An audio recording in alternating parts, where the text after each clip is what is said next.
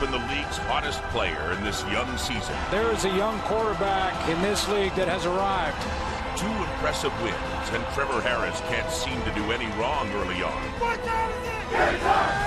Tonight, he faces his stiffest test, the defending Grey Cup champions at McMahon. It's Monday Night Football as the Argos face the Stamps on the CFL on TSN. Next.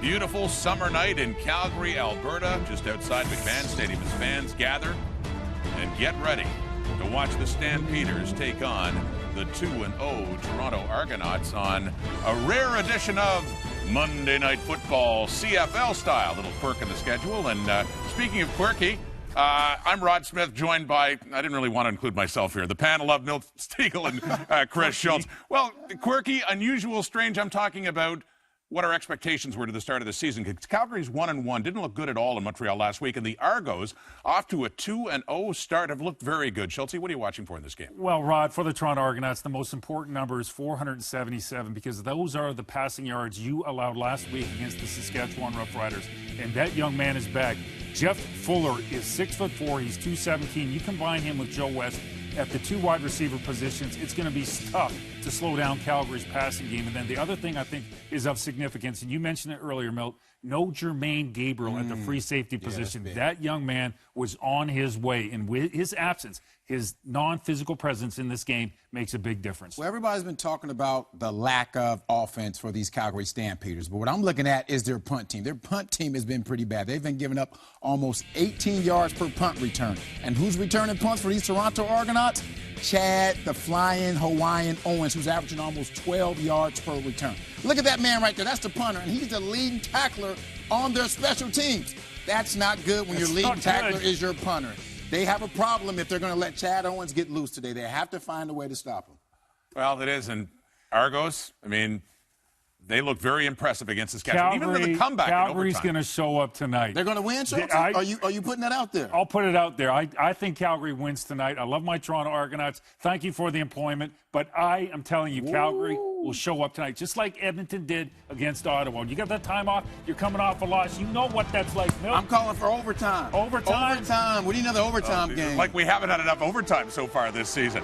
Well, Michael McCready of Calgary, Alberta, you can win the ultimate $25,000 home theater package from Visions Electronics if a kickoff's returned for a touchdown in today's game, thanks to Safeway's Touchdown to Win promotion. And if a second kickoff is returned for a touchdown in this game, Michael, you could also win $1 million. Good luck with that.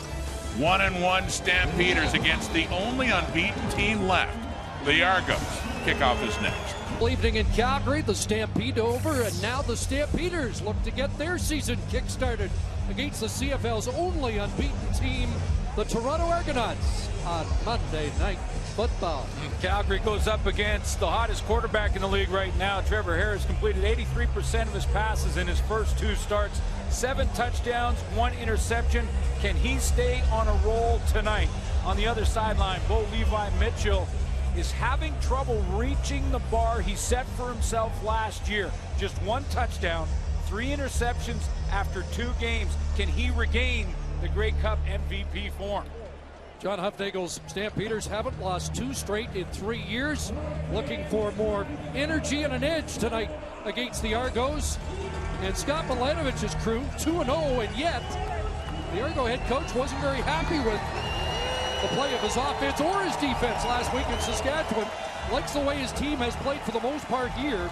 He's 2-1 at McMahon, despite the fact they lost a game they led here last year, 29-3. Team back and were defeated 40-33 by the Stampeders. Rematch of the 2012 Grey Cup. Kevin Bradfield and Henry Josie are back to take the opening kickoff. And it's Josie. Up around the 30-yard line. And a man who's been player of the week in each of his first 2 starts of the season, Trevor Harris leads the Argos out. Well, we mentioned it earlier. 1 start last year. He won that. He's won his 2 this year. Trevor Harris is 3-0 as a starter. Same record that Bo Levi Mitchell started his career. He's got Brandon Whitaker, top rusher in the Canadian Football League. And Andre Dury is out due to injury. Anthony Coombs gets an opportunity.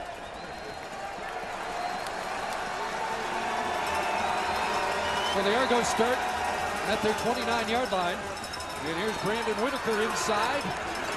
Cuts it to the middle for 4, up to the 33. Junior Turner with the tackle.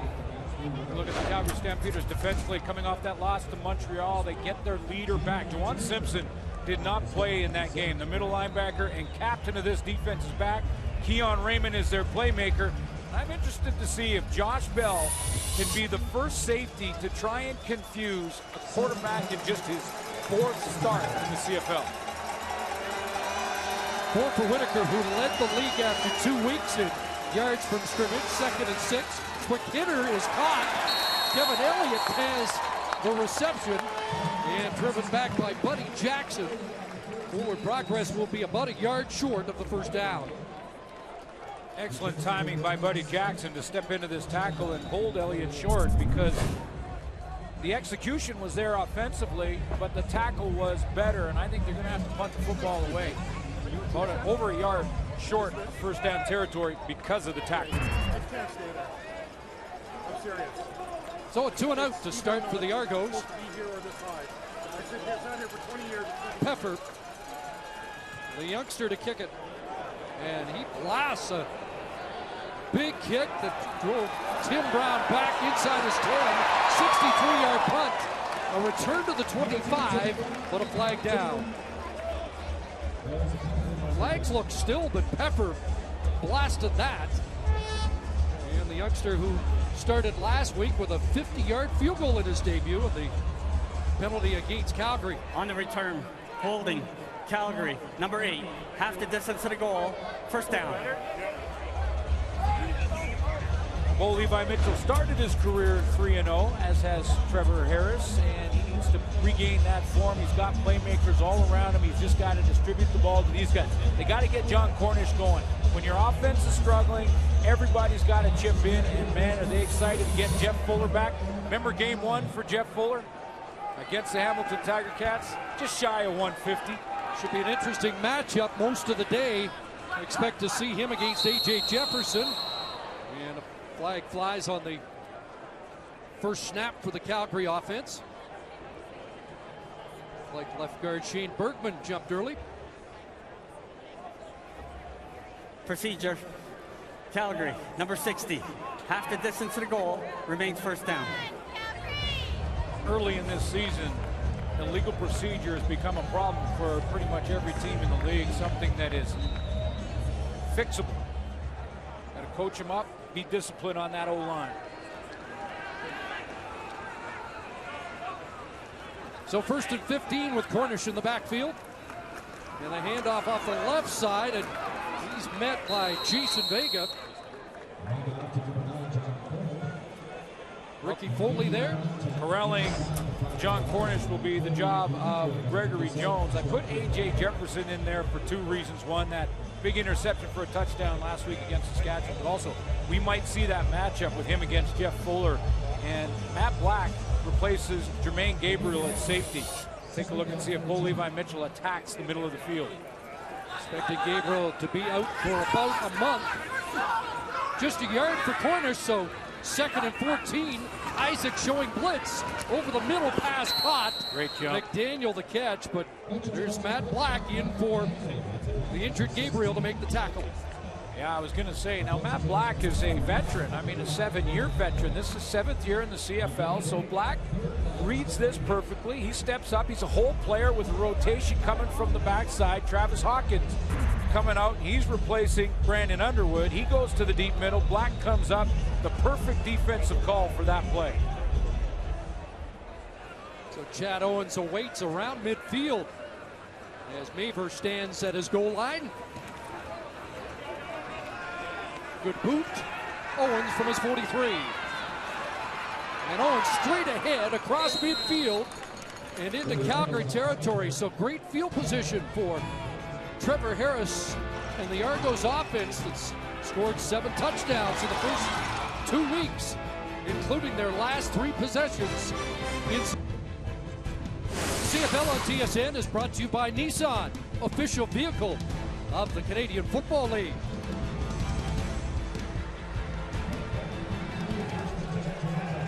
Argos have had the best field position 2 weeks of the season, and here they begin at the Calgary 53-yard line. Short drop, quick hitter, and a catch made by Gurley down around the 46-yard line. It'll be around 7 for the Argos on first down. 2 things that have been most impressive for me with Trevor Harris is his knowledge and ability to make the right decision as many times as he's been able to do that. That means his head is in the playbook, and he is prepared game in and game out to be the starter of this team, and his composure. He's been sacked more than any quarterback in the league. Hasn't bothered him. 2nd and 4. And Harris into some trouble, and he's dropping. The middle linebacker is back in the Calgary lineup. Their defensive captain, Juwan Simpson, with the sack. Between Tyler Holmes and Bruce Campbell, and Juwan Simpson makes the big play when their team needs it. This is the leadership they missed against the Montreal Alouettes. Splits the seam going against Anthony Coombs. He's got to bow his neck now and step into that block, getting to play for Andre Dury. Saw Simpson in the warm-up by himself come down to midfield to stare down the Argos as they were limbering up. He's got his game face on. Tim Brown dances at the 15, just a 37-yarder this time by Pepper. And we await the initial first down of the game as Bo Levi Mitchell goes back to work 2-0 in his career against the Argonauts. It's a game about doing the little things right. Okay? All 3 phases, doing the little things right with great effort on each and every play. Okay? If we play that way, great things will happen. Make it a great night. Win the game.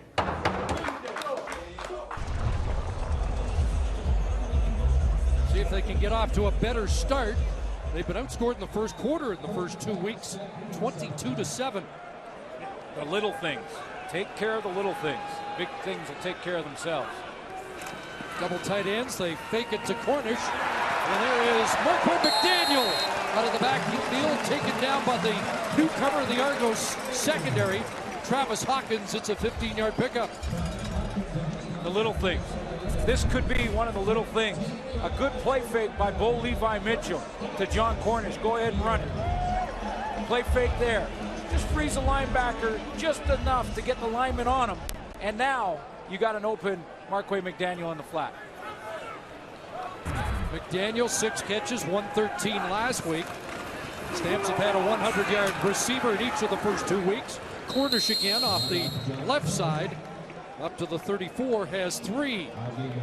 He did most of the damage last year in that comeback win. 11 carries, 174 yards, as he ripped apart that Argo defense for the most part in the second half. But off to a slow start. And if this offense is going to get in gear, they're going to need more from John Cornish ranks. And I had to look at this a couple of times. 21st in the league in yards from scrimmage. 6th in rushing after the first 2 weeks. Another pass is caught. And Eric Rogers up across midfield, down to the Argo 53. Yeah, a newcomer in there for Brandon Underwood fell down in the coverage. He was one-on-one on Eric Rogers on this outcut. And as they turned around, the ball was on its way on time. He just goes down, stumbles. Right there, you can see he's down and on the ground. Easy catch and turn up the field, and Rogers gets some yak yards. Rogers shaken up last week, went through the concussion protocol. 2 catches, 29 yards. He got 23 on that reception. Direct snap, Cornish, and sliced down. There's a nice defensive play by the outside linebacker, Corey Greenwood. What a read. Corey Greenwood shoots the gap here. I mean, this is linebacker play at its best. Watch down nice and close. You get the corner's view as he shoots it. Look at him. Right through the gap, cuts him down before he gets started. Greenwood in his first full season with the Argos. Kingston native, 4 years in the NFL, the number 3 pick in the 2010 draft. Mitchell over the middle has another completion, and there's Jeff Fuller, who missed last week, and Calgary missed his big presence. 10th catch of the year. Show you a little change here in safety. They're going to bring Brandon Isaac back from the linebacker spot and rotate them out. And I love the patience by Levi Mitchell here to wait. He saw the different rotations, so he waits, and he finds Fuller coming across the logo and gets him involved early. So Fuller, Rogers, McDaniel all have catches on the drive. 16-yard pickup. Straight ahead for Cornish. And another short gain for the man who's led the league in rushing the last 3 years. You know, I've sat and had a beverage or two with our Hall of Fame quarterback, and I asked him, you know, when you get that big playmaker back, and they all just smile. And that's what happens with Jeff Fuller back in the lineup for Bo Levi Mitchell. 148 yards in game 1 against Hamilton. He basically could not be covered down by the Hamilton Tiger Cats secondary, and they've got a good defense. 2nd and 6, 7th play of the drive. Back to Cornish, and a flag comes down. The ball came loose. Argos say they haven't. Let's find out what the call is. It is a fumble, and the Argos have the football. Just have to wait for the flag. Holding Calgary, number 63. The penalty is declined. First down, Center Toronto. Pierre Lavertu, the hold. So the fumble stands, and that's the 9th turnover of the season already for the Calgary Stampeders. First fumble, and the Argos come up with the ball. Ricky Foley's going to cause some problems early, but Delano Johnson is going to be the guy who punches this ball out of the hands of John Cornish at the end of the play. Big right hand you're going to see right there get to the football. Johnson knocks it out. Clearly a fumble, not down by contact. Argo ball. Like Jason Vega came up with it. So a promising drive ends with the turnover. Argo's back to work in the slant. Caught by Hazelton for the initial first down for the Argonauts. Took a heavy lick from Brandon Smith. Well, he paid the price for it. Ball right on where it had to be on this slant, and Buddy Jackson went to an inside position, so that's good route running by Hazelton there too. Even though the corner he's going against, take inside position, then watch the hit.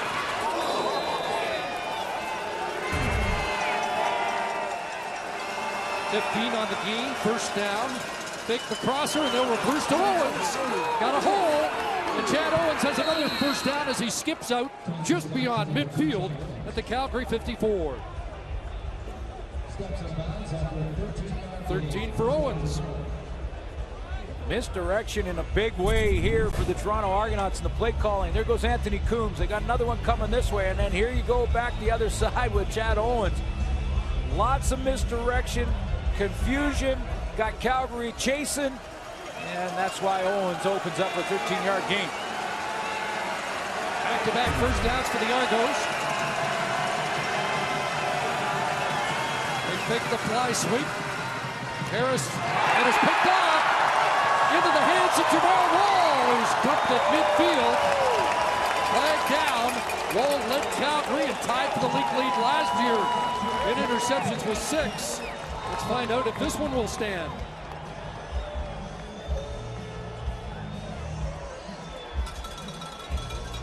Harris came into the game with just 1 interception that last week in Saskatchewan. And it looks like this is going against the Argos.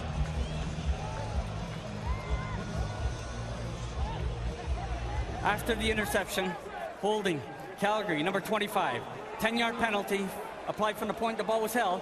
First down. So the interception stands, the hold against Keon Raymond, but back-to-back turnovers off the hands of Owens. And Jamar Wall says Thank you very much. A lot of focus on the slow start for John Cornish, who has not been always a fast starter. With more on Cornish, let's join Jermaine Franklin. So true, Chris. You know, after 2 games, John Cornish has 25 carries, averaging 5.2 yards per carry. Decent numbers, but not the dominating stats that we've become accustomed to seeing from the star running back. Now, Cornish did say that slow starts is nothing new to him, and he did tell me that this is about the time of year where he starts to figure things out and really starts to break through. Let's not forget, he's won 3 straight CFL rushing titles, so it'll be interesting to see if he's due for a breakout game in these next 3 quarters or perhaps in the near future.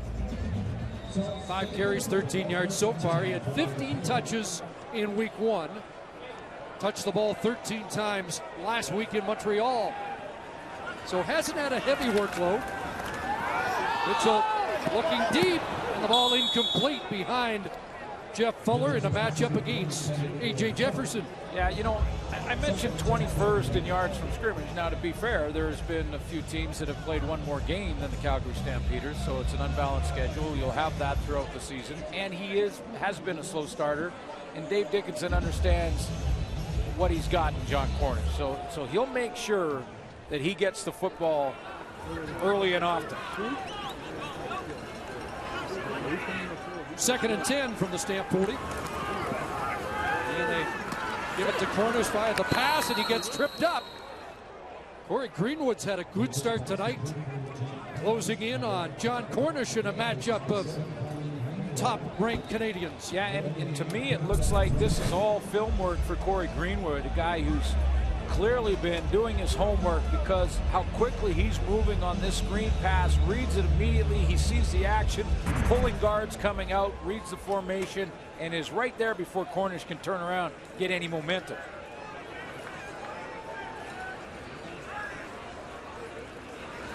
So Maver with a flag down, kicking to Owens, 22-yard line, and up across the 30. 48-yard punt by Rob Maver.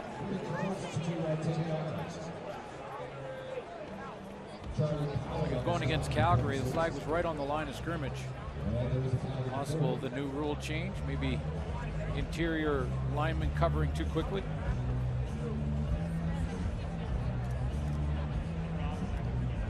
Official conferring with the special team coach of the Stamps, Mark Killam, and John Hufnagel. The option for Scott Milanovich.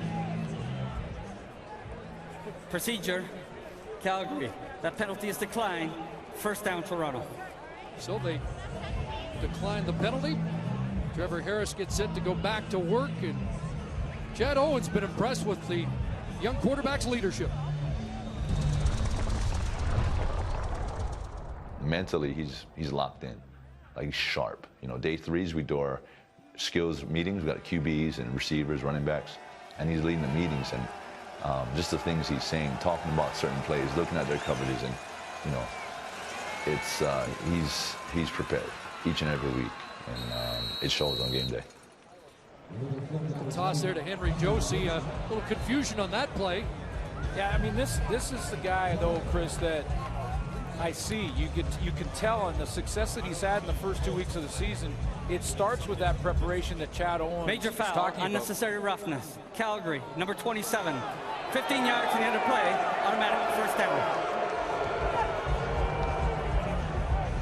Calls against Jeff Heck.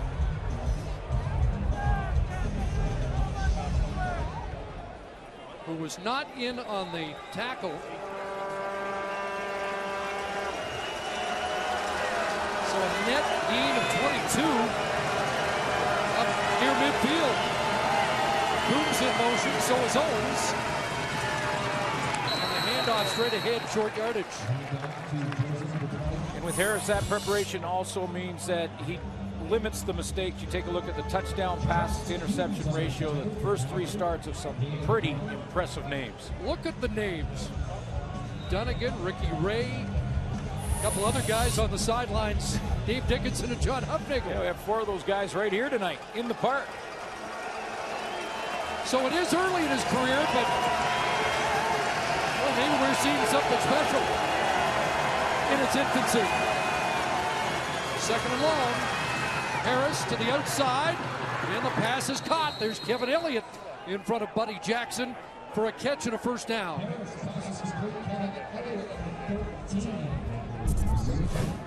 You're just talking about these brand new receivers and the quarterbacks getting them the football, and Trevor Harris with Ricky Ray standing on the sideline. I took a look at Kevin Elliott's YouTube highlight tape, and I'm sure you've seen this, Chris. He runs a ton of corner routes when he was at Florida A&M. And you know who the best in the business is at throwing the corner route? That would be Mr. Ray. Well, I saw at least 6 beautifully run corner routes. That guy right there throws them better than anybody. 13 for number 13, another first down. Harris play action, looking deep, looking for Gurley, and incomplete. Pretty good coverage downfield. And that was Fred Bennett, step for step. Yeah, good ball placement here from Trevor Harris. I know it's not complete, but this is out there where it gives Gurley a chance. I mean, he's got the post route running against Fred Bennett. By the way, Bennett was the reason for that first interception. He hit the ball out of Chad Owens' hands in coverage on Owens. On that turnover by Jamar Wall, he's in a pretty good position here. Maybe got away with the left hand a little bit. Second and 10 from the Stamp 42. Harris going to take another shot. Hazelton got it inside the 10. Vidal Hazelton has the catch, and the Argos are first and goal. This is not a guy in his 4th start. He's just not supposed to understand the difference in the throw that's necessary. A lot of young quarterbacks have put too much air on this ball and allow the safety to get into the pitcher. He doesn't let Josh Bell get in there because Trevor Harris puts it on a line and hits Hazelton in stride. 5 catches, 60 yards last week. Chris Van Zyl looked like he was nipped on the last play, but stays in at right tackle. And here's the reason why the Argos are 2-0. Red zone production, 7 for 9. Operating at 78%. They were 4 for 4 last week. First and goal. Harris end zone. Just out of the reach of Henry Josie. Great play call, and Trevor Harris will look at the film and point right to himself on this one because he just misses a wide open Josie. The play is designed to use Chad Owens as a decoy. Josie starts in the backfield, comes out from there. Chad Owens was on a hitch screen, which was the fake, a little shoulder to Owens, opened him up in behind and just missed him. Knew he missed it. Let's see what he does to make up for it. Going to take another shot. Got it this time. Touchdown, Kevin Elliott.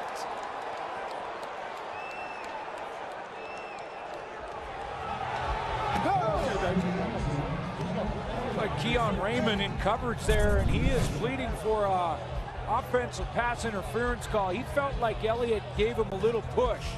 Just as the ball was arriving, you can see he's going down, or was that Brandon Smith? Pick it up, whether it was 25 or 28. He does go down, and I couldn't tell if it was from a push from Elliott or was it just that he went down, tripped on his own, but that trio, no call. New Argo receivers are all big, strong targets, and they've won a couple of battles like that already this season. So Kevin Elliott has his second touchdown catch. Argos strike first. Red zone production continues. Now 8 for 10. And here's the Kitchener native, Ronnie Pepper, attempting the point after. And he puts it through. So in the dying seconds of the first quarter, the Argos strike first. Good. FAMU Orlando. Our mom. Hey, Lucky. Well, there's some great route running right here by Kevin Elliott. Take a look at how he's going to give him that inside move right here, the step, and then a hard jab step there with the left foot. Look at the head, sell it, and then back to the outside in the seam. Now, does he give a little push here?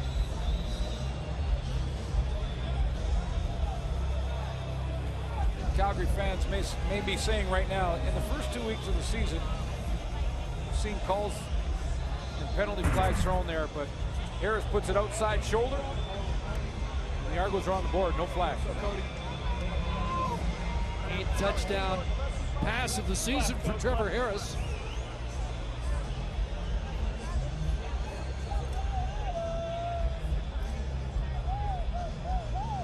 Seven plays, 78 yards on the touchdown drive for the Argos. And so the Stamps trail again. They have only led on the final play of week 1 on the 50-yarder by Rennie Paredes. Tim Brown, final play of the opening quarter barring a penalty, and there's a flag as Brown is brought down just beyond the 30. U of T product, Kevin Bradfield in on the stop.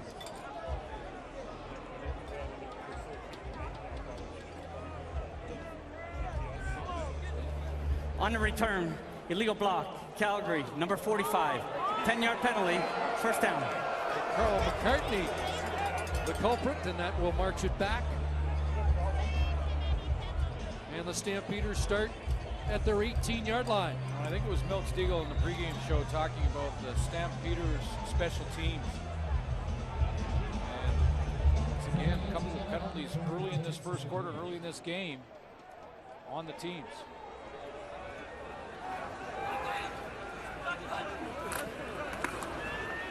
And off to Cornish, just over the 21 for 4 on the final play of the opening quarter. Argos strike first as they trade turnovers, and then Trevor Harris hits Kevin Elliott for the go-ahead touchdown. And then the Argo offense got some traction. Yeah, then both these teams traded sort of 2 and outs to start the game, but then Trevor Harris got on track. That nice drive, 7 plays, 78 yards, finishes with the touchdown. Hey, he's in a bit of a slump, Trevor Harris. He's completed just 70% of his passes in the first quarter for 93 yards. He's on pace for another close to 400-yard passing game. And that Calgary offense is still in a funk. And I'm not quite sure, and I'm going to watch in this quarter as to why that is. Bo Levi Mitchell just can't break out of it. Yeah, their best drive ended with a fumble. And here's a team that's made more turnovers than their opponents in the first 2 weeks. They only did that 3 times all of last season. Hard to pinpoint exactly what the issue is. I mean, it's not Mitchell missing targets necessarily. It's Grey Cup hangover. I mean, after they won in 08, they went 0-2 out of the gate before they got going. Might get going here! Oh, an incompletion through the hands of Eric Rogers. And they're going after the newcomer in the Argos secondary, Travis Hawkins. And Hawkins is there. He answers the call because he sticks with it. I didn't think there was any question Eric Rogers was coming down. This ball thrown bang on. Up over that shoulder, has it, and look at that left hand there from Travis Hawkins. Just knocking it out at the last second, sticking with it. There's a play Rogers made consistently last year. Maver to boot it away after the third 2 and out. 44-yard punt. And A.J. Jefferson wrestled down quickly on the return. Take another look at the scoring drive for the Argos. Again, 7 plays, and it travels 78 yards. Actually looked like a broken play to start it, but it really wasn't. It's out throw from Elliott.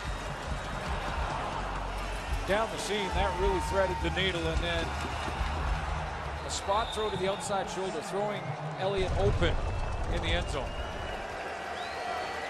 Harris 347 yards passing against Edmonton, 267 last week. Here's the fly sweep to Anthony Coombs, replacing Andre Dury, and not going very far this time. Freddie Bishop wouldn't let him turn it upfield. Well, he's getting this opportunity, and Anthony Coombs, I talked to him, of course, when you talk to the Toronto Argonauts about Anthony Coombs' opportunity, they go right back to want to make sure they say hello to Andre Dury, who's out for the season. In fact, the team wore the number 32 in warm-up in respect for their teammate. No more popular guy with the Argos, and one of the good guys in the Canadian Football League. We're thinking about you, Andre. ACL injury last year for a guy who's gone through more than his share of knee problems. And there is a drop pass out of the backfield. Brandon Whitaker unable to secure that, and the Argos commit their third 2-and-out of this game. Brandon Whitaker is off to a great start. I mean, a guy who is proving that he still has game. In fact, you take a look at both him and Cornish. You expect Cornish numbers to be way higher than they are, and you think that maybe Brandon Whitaker might be at the end, which is why Montreal let him go. And it's been the exact opposite after 2 weeks. Rookie Peffer with the boot. Tim Brown fights the sun, brings it down at the 15. 47-yard punt and a return. Away goes Brown, through an arm tackle. Another juke, still going. What a return for Tim Brown, and it's Peffer who has to wrestle him down. Flag at the opposite side of the field. See if Tim Brown stokes the Calgary Fire with that terrific return of 47 yards. Action continues Thursday Night Football. It's the Ticats and the Alouettes, 7 Eastern, 4 Pacific on TSN. I'm sure that head coach John Huffnagel is going to have a conversation with his coordinator, Mark Killam, make sure they eliminate some of these penalties. Face mask call. Referee did not give a number.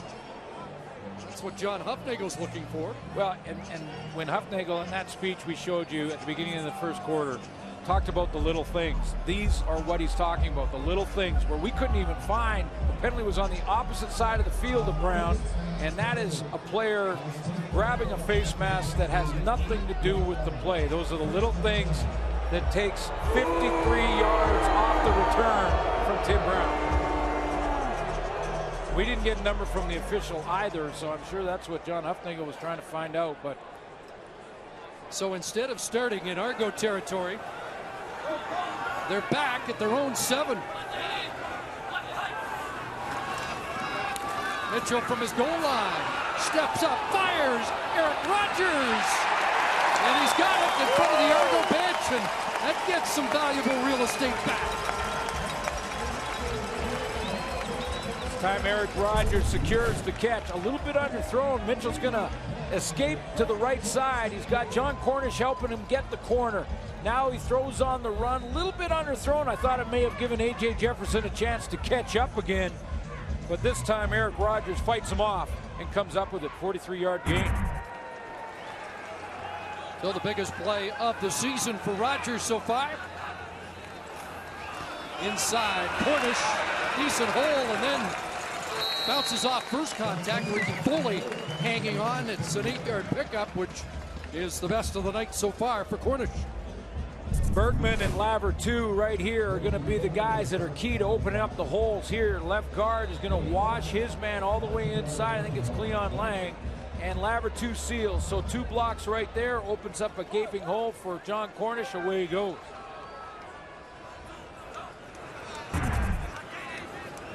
Second and 2. And Anthony Parker on the end around. First down. And dropped at the Argo 43. Sometimes it's play, sometimes it's drive. When you know you have good players, you're a well-coached football team. This Calgary Stampeder can check off both categories. It's just a matter of time. Maybe it's this drive that snaps them out of this funk offensively. A big play to Eric Rogers. A good run to John Cornish on first down. The fly sweep getting Parker outside. They're on a roll now. Tackled by Greg Jones, the middle linebacker, but not before Parker churns off 8. Back to Cornish right side. Flag comes down, and Cornish dropped at the 40. This is going to bring it back and put them in a hole. Little things, it looks like it's going to be holding against Calgary. Greg Jones out of Michigan State get the options from the official. Holding Calgary, number 65, 10-yard penalty remains first down. Right tackle Dan Fetterkyle, once drafted by the Argos, and look at the difference in penalties. And this is a Calgary team that came into it after 2 weeks ranked first, the fewest penalty yards per game in the league. Fetterkyle drafted back in the 2006 draft, number 5 overall by Toronto. Of course, went to the Indianapolis Colts. First down, and a quick hitter caught by Fuller. Closing down on him was A.J. Jefferson. Good matchup outside. Jefferson coming off a game where he gave up a couple, but had the 100-yard interception for a touchdown when they really needed it. It was a play that turned the game against Saskatchewan. He's matched up against Jeff Fuller for a lot of this first half. 7 for Fuller. 2nd and 13. At the Argo 46. Out of the pocket. Mitchell takes a look. Mitchell takes off.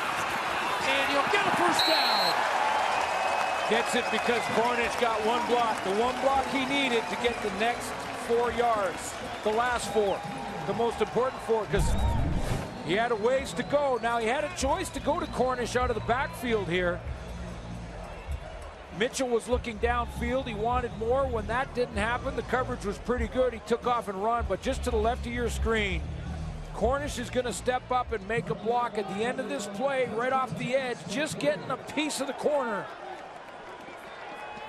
to get Mitchell that last 4 yards. 15 yards, just his second run of the year. Rolling again, and going deep into the end zone, incomplete. Intended for Joe West. And Akwasi Owusu-Ansah was in coverage. Owusu-Ansah, because that's back-to-back plays he's been involved with. He was the guy that was blocked by Cornish. And here, straight post seam here from West. Waits patiently, gets in that hip pocket, cuts underneath and makes that a very, very tough catch. He doesn't allow West to cut back into the middle more. Get a better angle on the ball. Another 2nd and long. Argos show pressure. Here they come. Mitchell gets it away from Rogers. Got it. Down at the 6, and a flag comes down. Devin Smith with the tackle. Devin Smith got the face mask. Bo Levi Mitchell had to pay the price. Now you add this one. Major foul, face masking, Toronto, number 19. Half the distance to the goal. First down, Calgary. Rogers' 3rd catch, 91 yards in this first half. Corner route blitz. Now this is about Mitchell getting rid of the football to get it to this corner route by Rogers before he gets hit, and the timing is bang on. He just gets it out of there, then a face mask at the end. This is after the run to keep this drive alive. Now Bo Levi Mitchell comes back with this, paying the price to get it done. So they convert on 2nd and 13 and 2nd and 10, and now have 1st and goal from the 3. Short drop into the end zone, touchdown! Eric Rogers, the focal point of the touchdown drive for Calgary.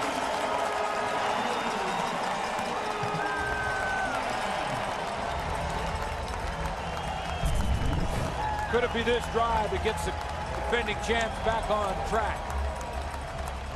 No question where Mitchell was going with the football. He was going to 80.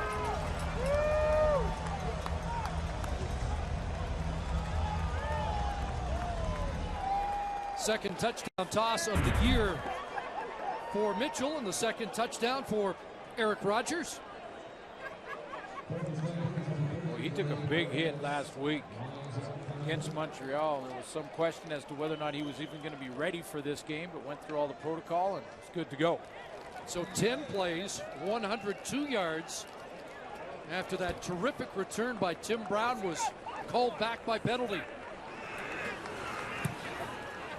And Paredes misses the extra point. Had a bad leg, sat out part of the week, and the Argos maintain the lead. But Calgary's on the board as Mitchell finds Rogers loose in the end zone.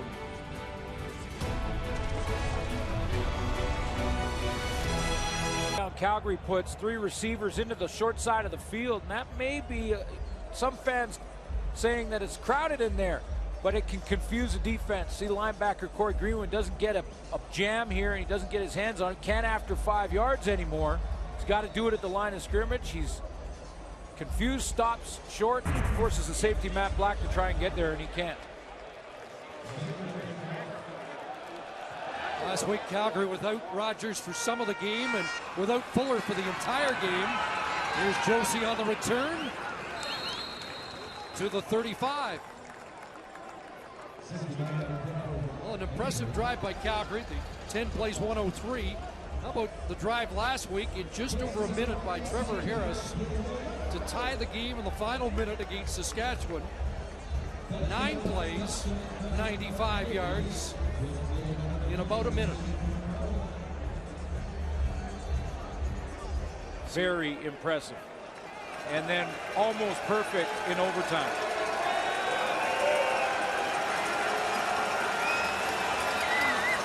Handoff inside. And Whitaker about 5.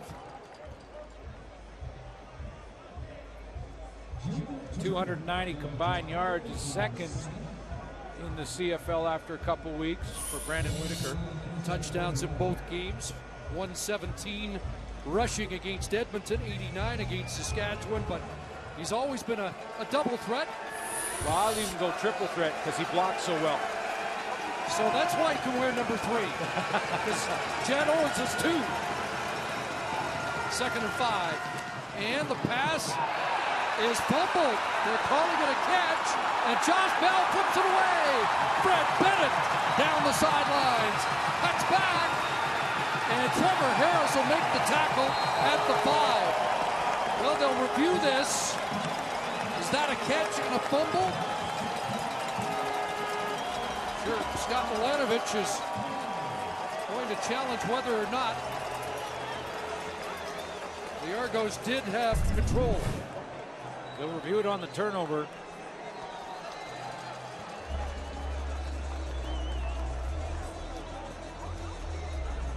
And it looks like the football move and turns upfield. Chad Owens catches it underneath.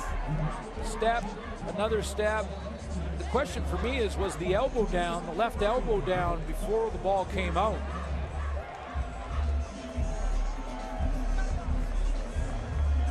Looks like that ball is out, but a good play by Heck.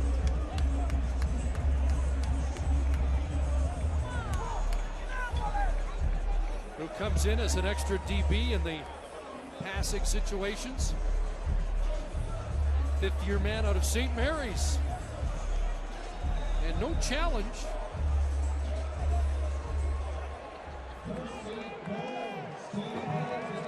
it doesn't have to be on a turnover. That's right. Automatically reviewed. And it looks like it's been cleared, so the Argos have committed their 2nd turnover. John Cornish to the edge. Tripped up. Does he get to the cone? Yes! Touchdown!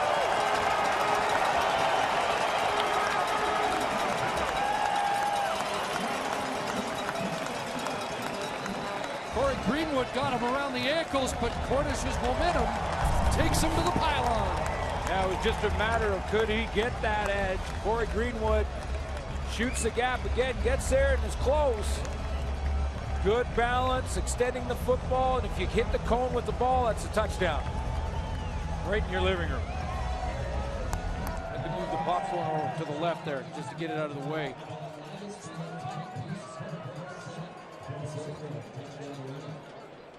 It's a little like the Anthony Coombs play last week. To stretch out to the goal line. Turned out to be a game-winning play for Coombs and the Argos. It's a go-ahead play, and this is cause for concern. Edwin Harrison, the left tackle, on that rebuilt Calgary offensive line shaken up. So while the big man gets attention, we will step aside as Calgary has taken the lead. Take another look at that touchdown. I want to show you the little things that John Hufnagel talked about in his pregame speech. And a block by Jeff Fuller at the top of your screen. He's working on A.J. Jefferson, the corner. Now, Cornish gets tripped up here. If he lets go of that block right there, then A.J. Jefferson steps up and stops Cornish about 1.5 yards, 2 yards short of a touchdown. But he maintains his block, stays on it for that extra 1.5 seconds, and because of that, Cornish uses his balance and gets in. That's the little thing away from the ball that get you in the end zone, help you win football games. So they celebrate the touchdown, but there is some serious concern with an injury to the left tackle Edwin Harrison, the 6-year veteran who replaced Stanley Bryant, now a Winnipeg Blue Bomber. And Brad Erdos out of Simon Fraser is going to have to come into that offensive line.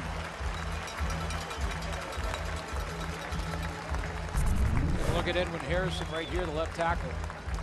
He's trying to slide protect or slide block to his right, and when he kind of cuts to go upfield, that left leg buckles underneath him. Really wasn't engaged or taking a big hit there. It just buckled on him.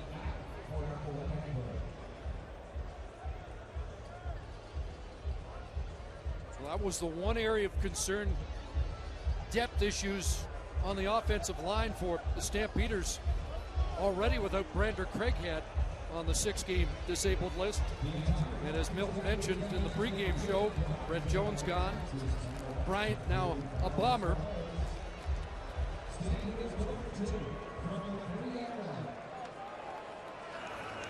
It's like Dan Federkow will move across to left tackle. Go for 2. And it's an easy conversion to Markway McDaniel. And it's 14-7 Stampeders. Rennie Apert, as you mentioned, he missed that first convert and had some leg issues throughout the week. Was a question mark coming in. Ended up dressing, but maybe John Hufnagel's just deciding, hey, the rule change on the 3-yard line for 2 and a kicker that's a bit nicked. Maybe rest him in the converts and go for 2 each time. And obviously when you miss 1, you go for 2 the next time to get that extra point back. But so back-to-back touchdowns for the Stampeders. And now enjoying their first in-game lead of 2015.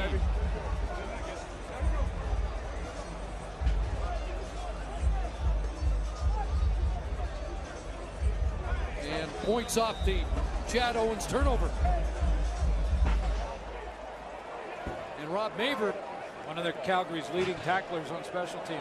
And sure that's good. Kickoff.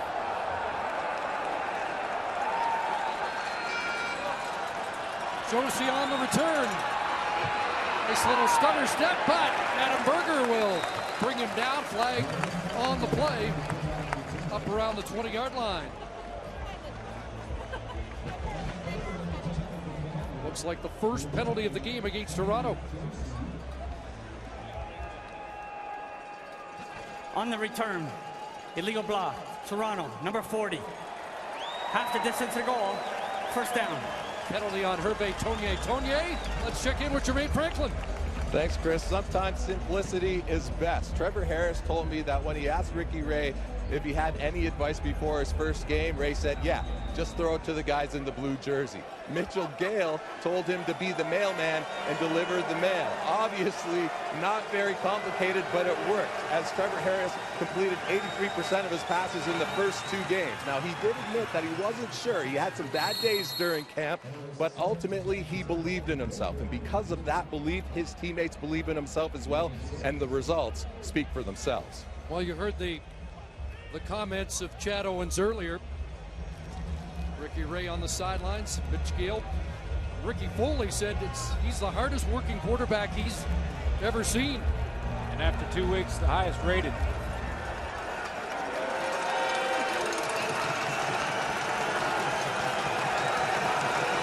And now a little extra pressure on Trevor Harris. Trailing in the game, looks for Owens, and does he have it? They're going to say it hit the turf. Owens is claiming he got it.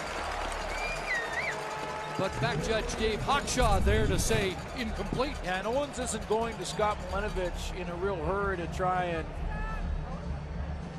talk his coach into it. I'm not sure if he used the ground to help him. The left hand is there.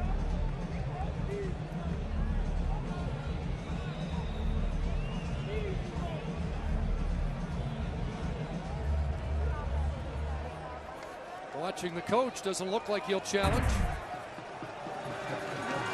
So another 2-and-out. Pepper stands at his goal line. Brown awaits at the Calgary 45. High kick, but not deep. And at midfield, Brown's got it. 40-yard punt. 5 on the return as Tim Brown's brought down at the Argo 50.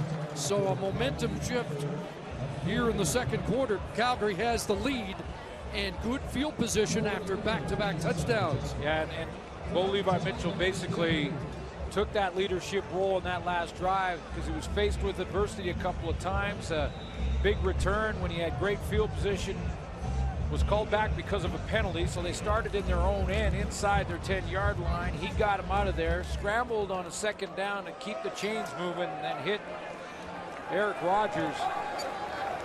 See if he can back it up with another one. Pressure on, and for the first time they get to Mitchell. Leon Lang was there, and so was Euclid Cummings, who has sacks in each of the first 2 games.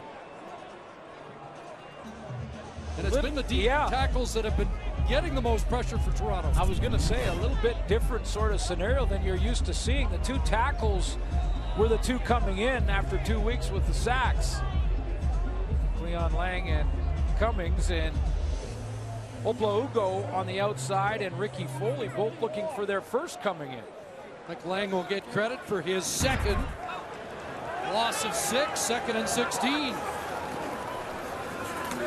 Mitchell a pump. And now launches deep. He's got Anthony Parker in stride. And it's 1st and goal with the 6. Starts with pocket presence from Mitchell.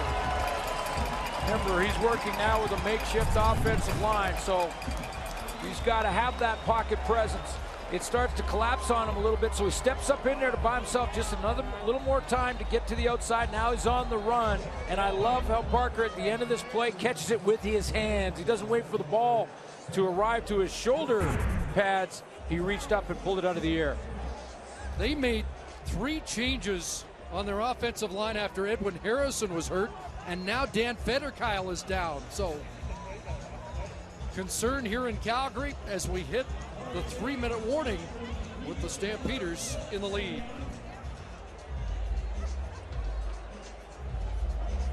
Well, they continue to give Dan Federkyle, the Medicine Hat native, attention. The card comes up, and this is worst case scenario for Calgary. The area of concern coming in, perhaps the least depth on their team, and they've lost both tackles in the second quarter. Both tackles. They made 3 different changes. Federkyle moved to left tackle to replace Edwin Harrison. Spencer Wilson moved across to the left side, and Brad Erdos came in. Now Quinn Smith put on his offensive jersey, number 58. Number 90, a defensive tackle who did play on the offensive line at Concordia. Scarborough native, as Federkyle gets an ovation as he heads to the room. Quinn Smith, a Toronto area product who played his high school football at Birchmount Park, is now on the hot seat as he's trying to get just basic instructions. That's why it's that much more important for this offense to score right now. Big a lead as they can. Up by 7, 1st and goal, short drop, looking for Fuller! What a catch! Brings it down, touchdown! Wansu Ansah didn't really have a chance and can't cover it any better. This is the playmaking ability of Jeff Fuller. Throw it up, Bo Levi Mitchell loves to have his playmaker back, because you just throw it up, let him do the rest, and he just rips that out of the air. Stampeders were 1 for 4 in the red zone prior to tonight. 3 for 3 against the Argos as they increase the lead. Fuller is a beast. Drop, drop. I don't know how you covered any better. Just going to ask you, how did you defend that? 6'4", 212. First touchdown of the year. Wansu Ensah was in perfect position inside, right next to him in his hip. Paredes back in to put this one through. 3 consecutive touchdowns for the Stampeders. And they have a 21-7 lead late in the first half.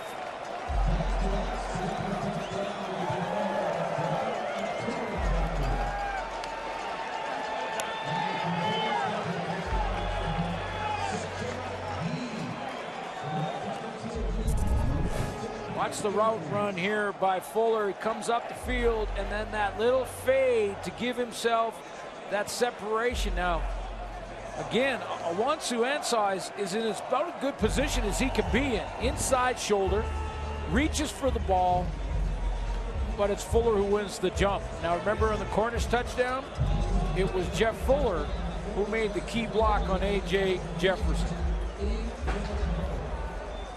So he got the assist on one, and he gets the touchdown on the next one. Let's see Quinn Smith and how he's holding up inside. Takes down Cleon Lang. Defensive lineman against defensive lineman. They know that D linemen hate that. Yeah, he knows what he doesn't like. So he feeds a little to Cleon Lang, but it'll be interesting to see how that offensive line holds up for the final 32.5 minutes. That's why that score was that much more important.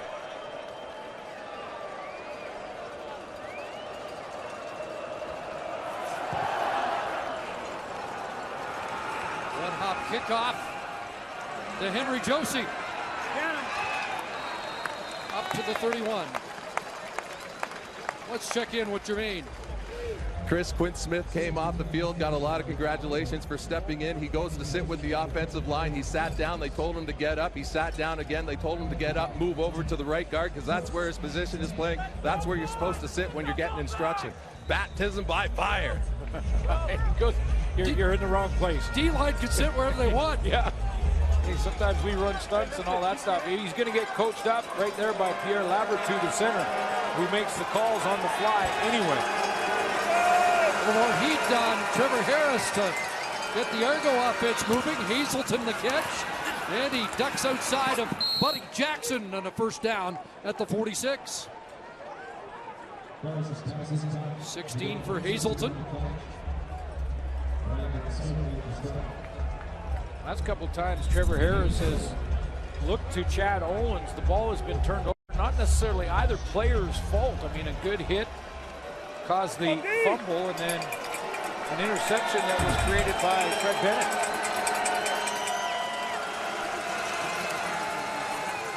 And that out reaches the intended target, but in the neighborhood was Jamar Wall. Pass caught by Torrey Gurley.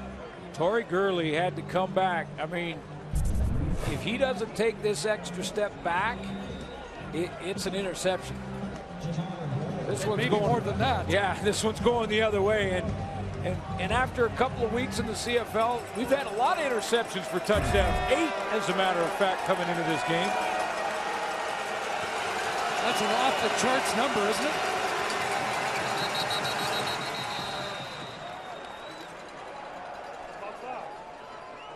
Timeout, Toronto. So Scott Milanovich calls a timeout as they will confer on this second down play. Keon Raymond has an interception for a touchdown this year. Week 1, a 98-yarder. 5 for him in his career, which ties a Stamps record held by William Hampton. A.J. Jefferson for the Toronto Argonauts had one last week, went back 100 yards, so just a couple more than Keon's. And 8 total That is on pace to shatter the record.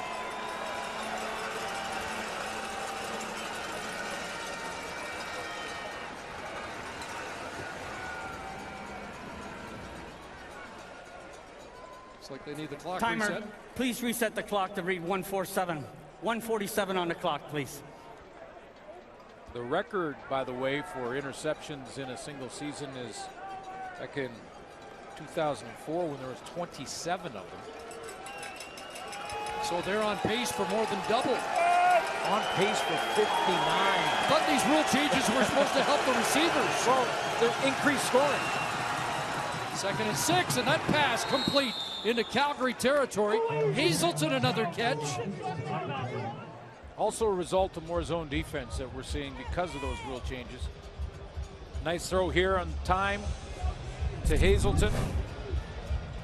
4th catch, 15 yards on this completion. Look at that dart.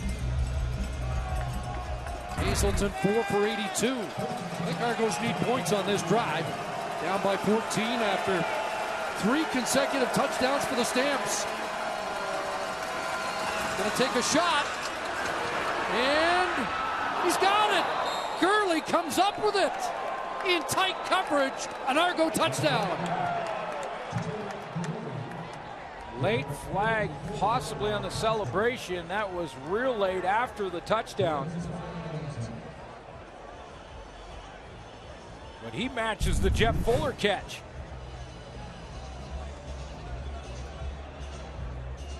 If there's anything fancy about the route, he just took off and wins the battle. Beats Fred Bennett, 6'4", 230, both out of South Carolina. So they've got bragging rights on the line, and Torrey Gurley has his 3rd touchdown.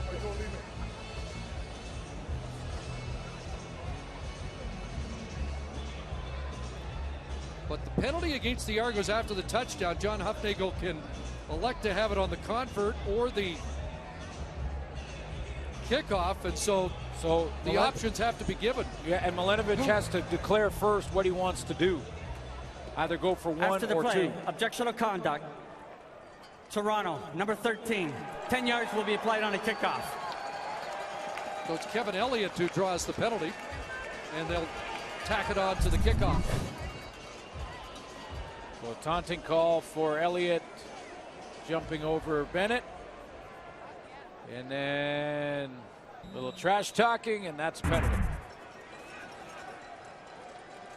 And those are the ones we can get rid of. I know the fans are upset by the number of calls.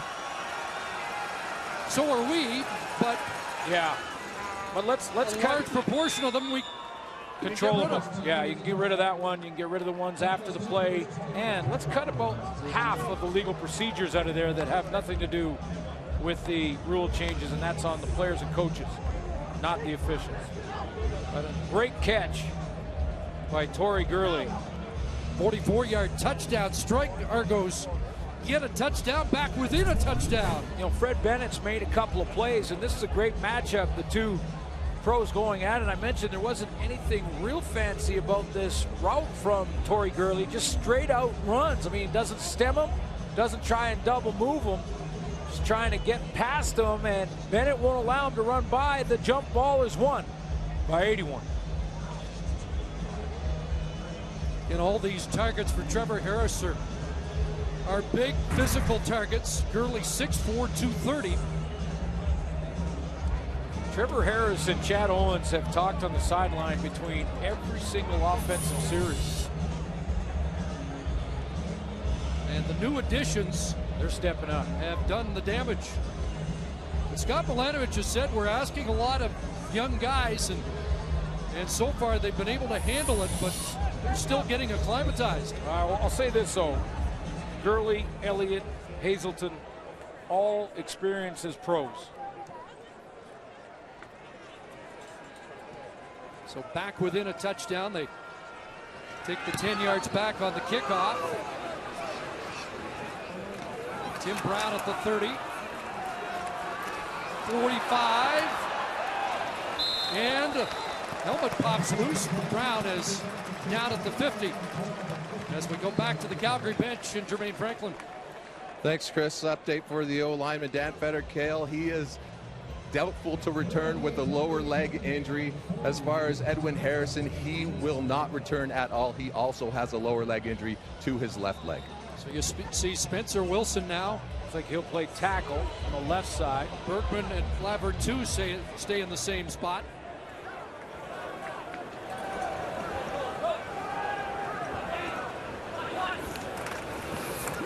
Land around again to Parker.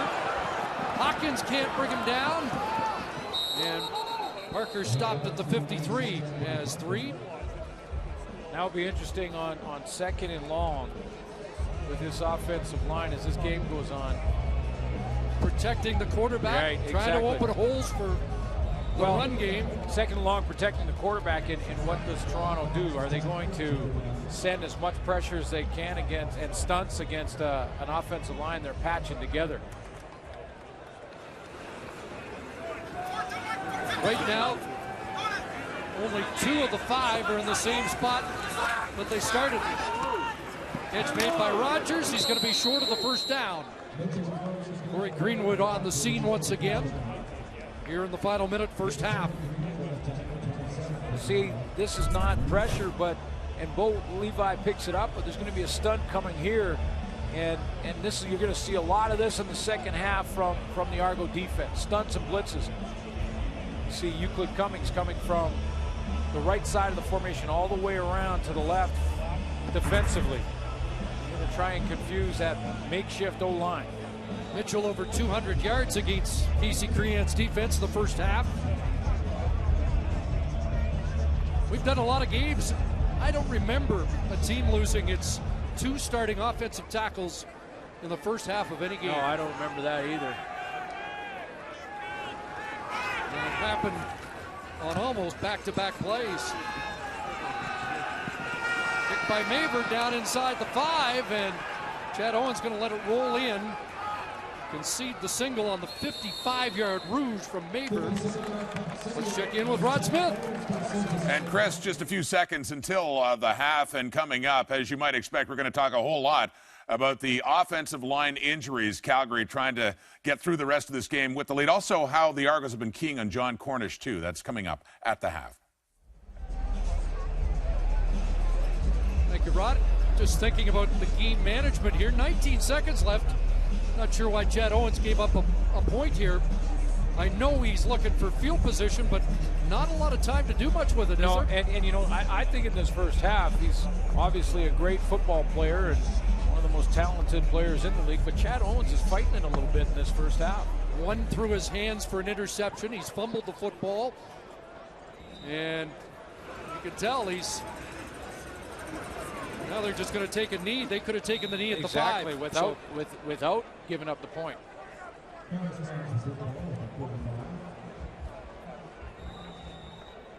So they give up a freebie rouge, and yet they're only down by 8. And lots of questions on that Calgary offensive line. So stay tuned. Yes, second half will be interesting. Harris takes a knee. Couple of the young gunslingers, Mitchell and Harris, dueling tonight. We're through 30 minutes. It's 22-14 Calgary as we join Rod and the guys. All right, Chris, and to think of one of the concerns for Calgary coming into the season were the changes on offensive line. Now they got to deal with what the changes on offensive line. Now they got to deal with what they had in the second quarter, back with the panel of Milt Stiegel and Chris Schultz.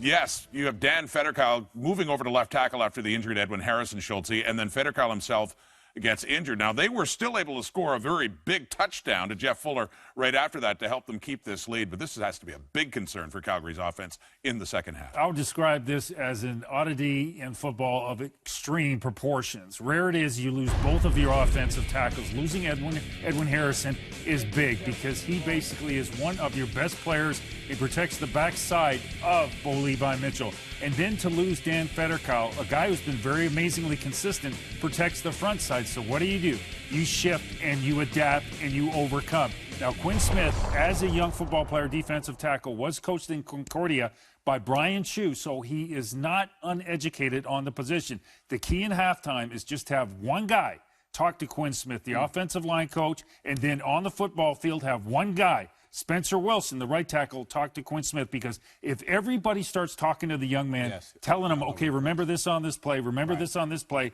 he'll get confused and he'll make a mental error. For Toronto, if I'm a defensive lineman, if I'm also Denny Crehan in that thing, I'm saying, guys, let's get rid of John Cornish. Take him out of the game, force him in second and longs, and let's get after the quarterback. Take advantage of that youth. Unbelievable. It's going to be interesting to see what they do in the second half offensively, because their playbook went from 50, 60 plays to maybe 5 or 6, because you're dealing with some offensive linemen who aren't used to being there. But what I saw out of Bo Levi Mitchell in that first half was really impressive. And this is the Bo Levi Mitchell these Calgary Stampeders were waiting to see.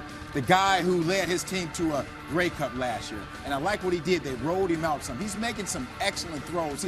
He's allowing his receivers to catch the ball and run with. You look at right here. He's not looking to run the ball. He's still looking downfield to get to his big play receivers. I like what I'm seeing, but I don't know if he's going to be able to do this in the second half. There's going to be a lot of situations where there's going to be a lot of 3-step drops. They're going to have to leave 7 guys in to help those young offensive linemen. So it's going to be very interesting to see in the second half offensively what they do, Schultz. Critical also is Dave Dickinson and his play calls, because what he has to do is ease everybody into their different positions on the offensive line, do a short passing game to remain confident that the blocking can happen. Because remember, the other issue here is you've got to protect your quarterback through the length of the game. This, in a lot of ways, is a serious issue. You have so many players playing out of position.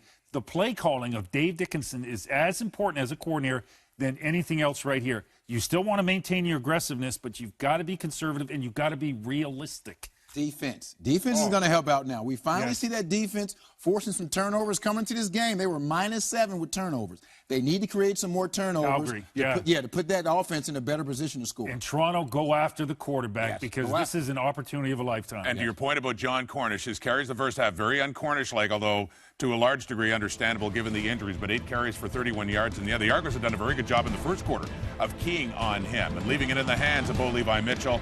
Trevor Harris, some big plays as well, including one late in the half to get them back to within a touchdown. But it is Calgary, despite the key injuries, leading it by 8. We'll be back with more after this.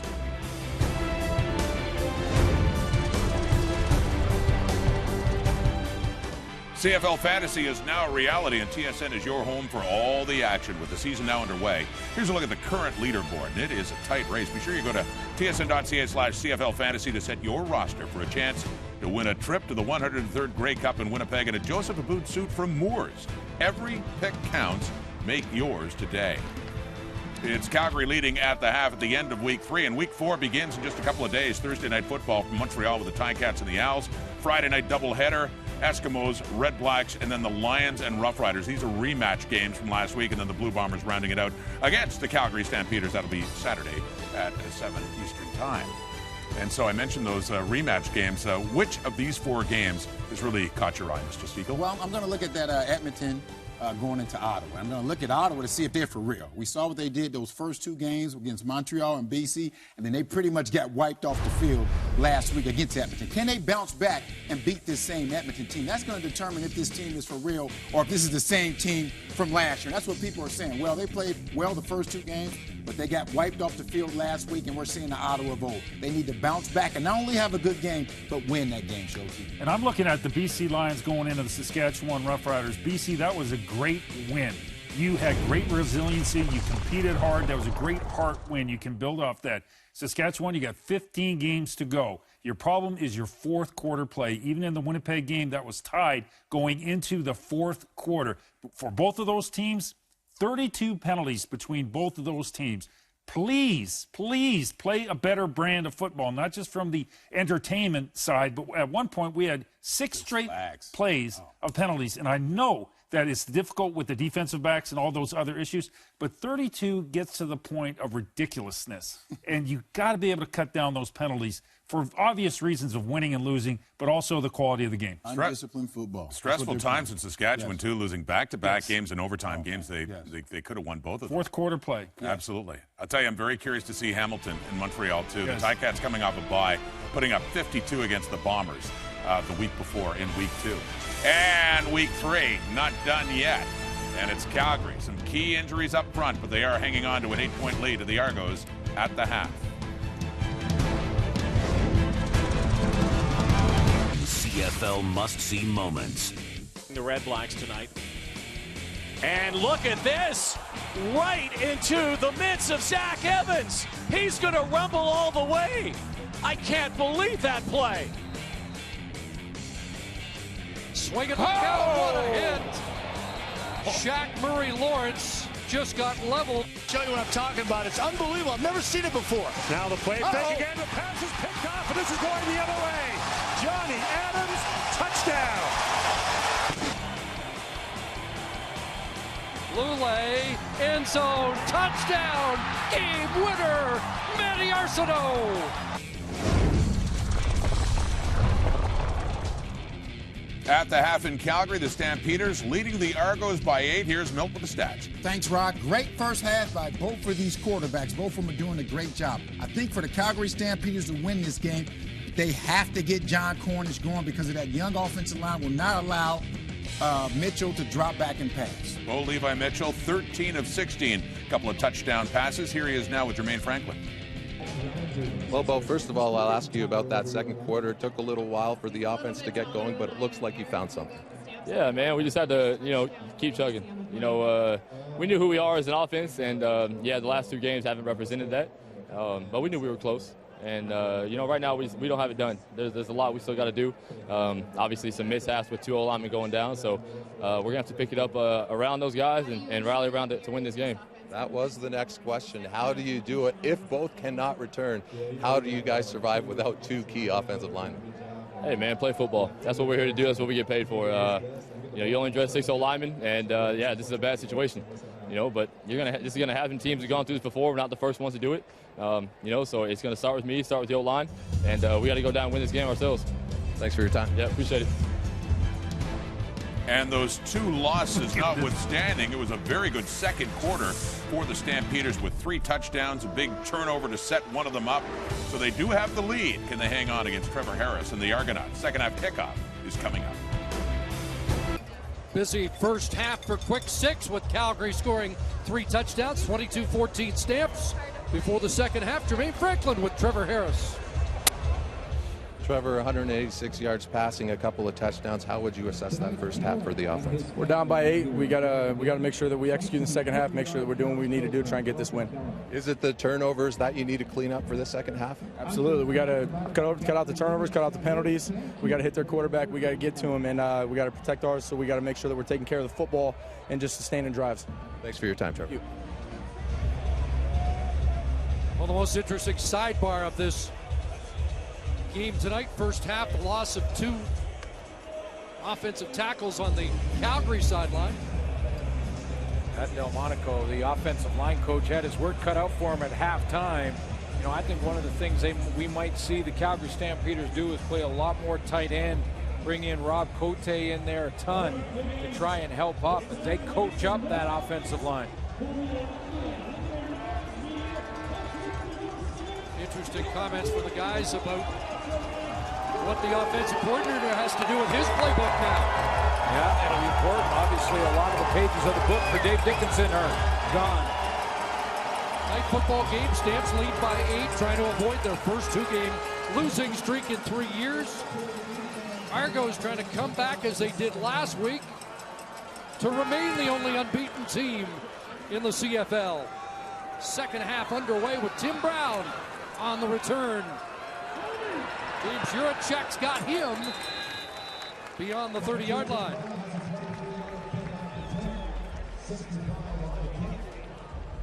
Well, we had a lot of focus on Bo Levi Mitchell, who has answered the critics in the first half. Yeah, got off to a slow start in his first 2 weeks through those 3 interceptions in game 1. Remember, he only had 8 last year, and then in game 2 a loss to the Montreal Alouettes. Didn't throw a pick in that one. He got rid of that problem, but best half of the season for Mitchell. 10 points in the first half of the opening 2 games. 22 on the board tonight. And a pass to Markway McDaniel out the flat. Brandon Isaac there defensively for the Argos. It's a 7-yard pickup. Here's already an adjustment from Dave Dickinson, and that is to go with quick hit and pack plays, get the ball out of the quarterback's hands quickly, so he's not standing in that pocket trying to wait for long plays to develop. Doesn't mean you can't go long, because you can throw the ball quickly on a straight fade route. Rob Cote and Simon Charbonneau-Campo check in on second and about 2.5. Cornish inside. Let's go, and Euclid Cummings with the tackle. Let's take a look at defensive line / O-line Quinn Smith, number 58. He steps up and helps out there to keep Lionel Johnson out of there. 3rd and short. Hasn't been automatic so far this season, but only by Mitchell in behind. The left guard Shane Berkman moves the chain, so not Drew Tate. Drew Tate is the short yardage quarterback, or has been. They were 2 for 5 on 2nd or 3rd and 1 in the opening 2 weeks. So Tate stays on the sidelines and Mitchell gets the job done. Boy, Drew Tate was automatic last year. Many of the 10 rushing touchdowns were on those quarterback keepers, quarterback sneaks. Mitchell over the middle, crosser to Parker, trying to turn the corner, and is hauled down by Devin Smith. The other thing for the O-line here for Calgary is they start to sort of chip away in this drive is that Pierre Lavertu now, he has got to be perfect. This has got to be calling, helping out the guys beside him, letting them know who they might block, making sure that he does not make a mistake inside. He's on the double team there with Quinn Smith helping his guard out as he tries to get acclimated. Good first down production for the 2nd straight time. 8 and a direct snap to Cornish. And Cornish just gets back to the line of scrimmage. And again, Corey Greenwood, who's looks like he's been spying Cornish tonight, is on the scene again. Yeah, it's almost like that's when the plan here, and you know, you've heard that before. You call it whatever you want. Back in the high school days, it was the monster back that just tracked one player. Almost looks like Greenwood is there so quickly, like he is just in charge of trying to contain Cornish. And Charbonneau-Campo shaken up on the play, so the injury mount for the Stamps. And it's another Canadian player who has been shaken up. A tough night in that department for John Hufnagel. We'll step aside. The 144th Open Championship live from St. Andrews Thursday. Full day coverage begins at 4 a.m. Eastern, 1 a.m. Pacific on TSN. Means I get up early, you can stay up late. Jordan Spieth trying to make it 3 Grand Slam events in a row. More juggling on the Calgary sideline. And Rob Maver to punt has averaged 50.3 so far tonight.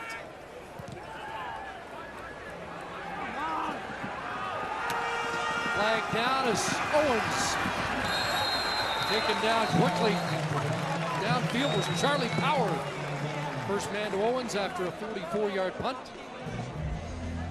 See if Owens can break out in this second half. One of the Stampeder cover men was downfield too quickly, and that's the call.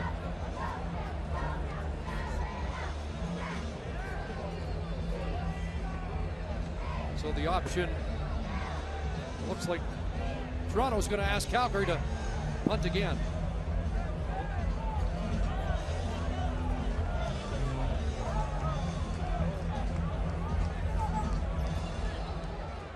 Illegally downfield on a kick. Calgary, number 56. 10-yard penalty, re-kick, 3rd down. It's the long snapper, the veteran Randy Chevrier. You know, Chad Owens wants to make amends for a tough first half. Yeah, it's not necessarily really his fault, but he's just not in that zone, in that groove that we often see Owens in. I mean, a good play by Fred Bennett there, strips the ball. Then he makes a catch on the slant, puts it on the ground after the hit and tackle.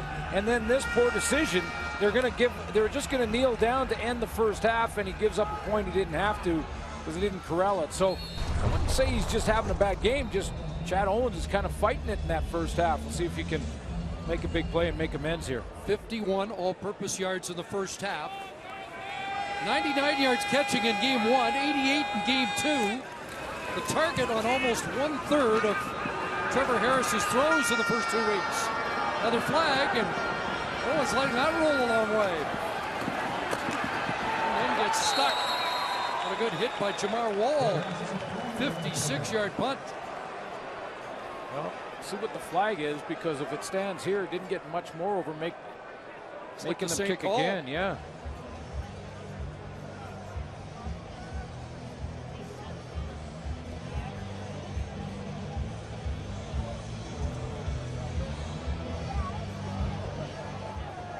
Illegal interference while the ball was in flight. Calgary, number 80.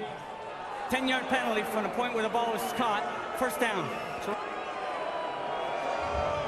That's Eric Rogers.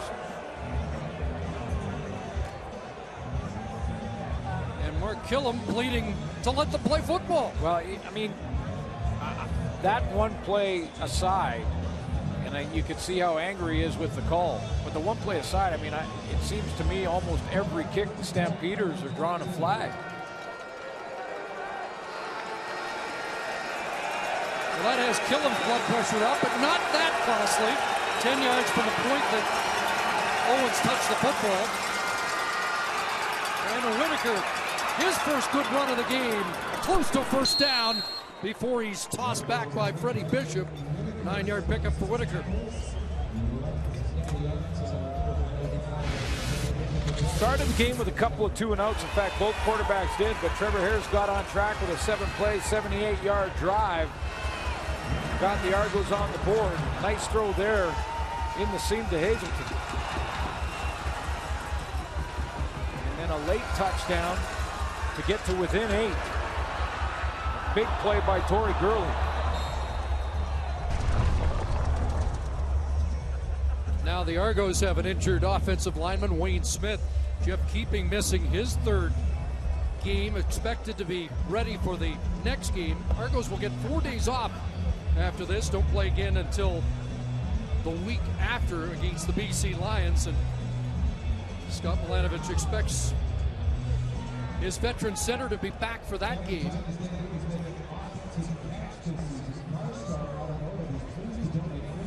Move Greg Van Roten out to guard when that happens. Just changes the ratio when another starting Canadian goes down, so it's an issue for both teams.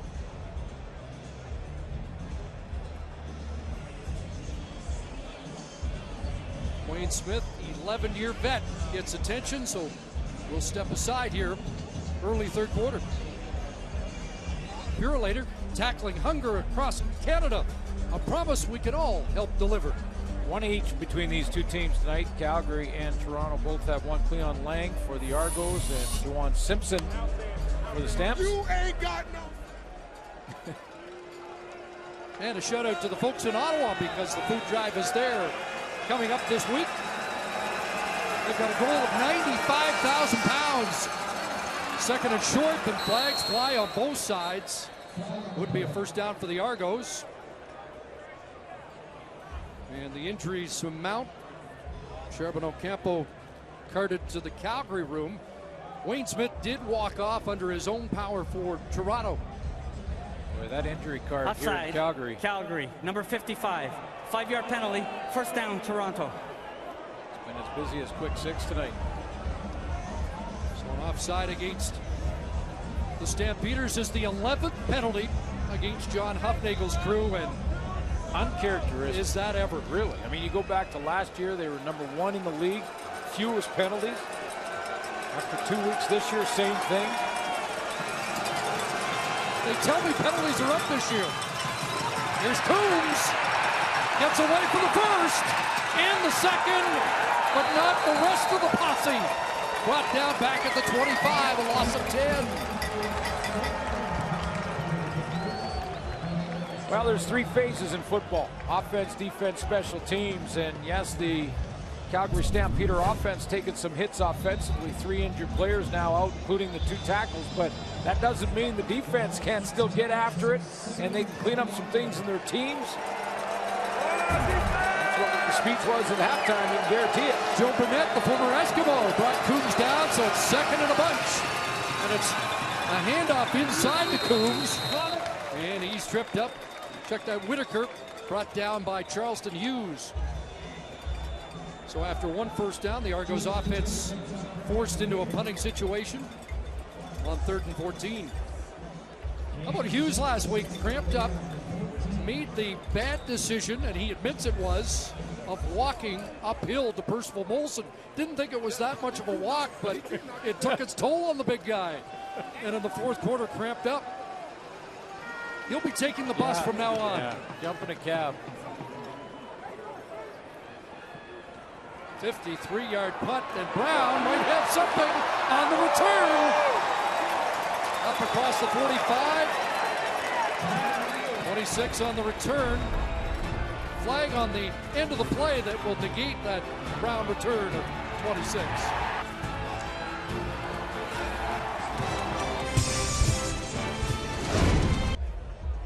So with 2 offensive linemen out, you mentioned Dave Dickinson's playlist is different. What about Casey Crean on defense? How does he change it up? Well, few options. I mean, Casey Crean could send the house and see if the offensive line and running back can handle the blitz, but it also gives a pre-snap read if you do that to Bo Levi Mitchell.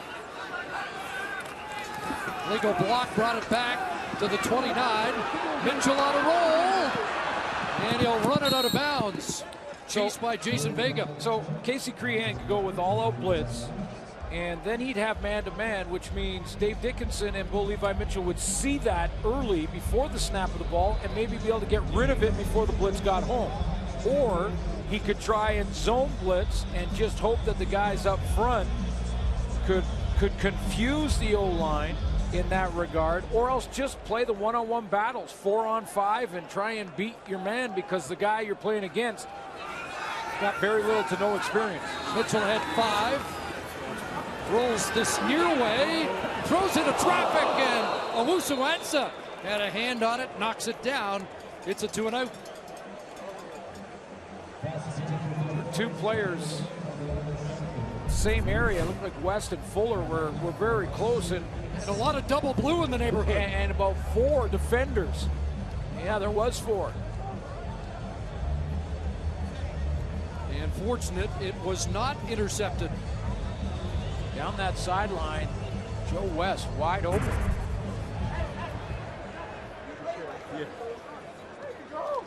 That's what I'm talking about. Owusu-Ansah is going to make us learn how to say his name. He's getting involved tonight.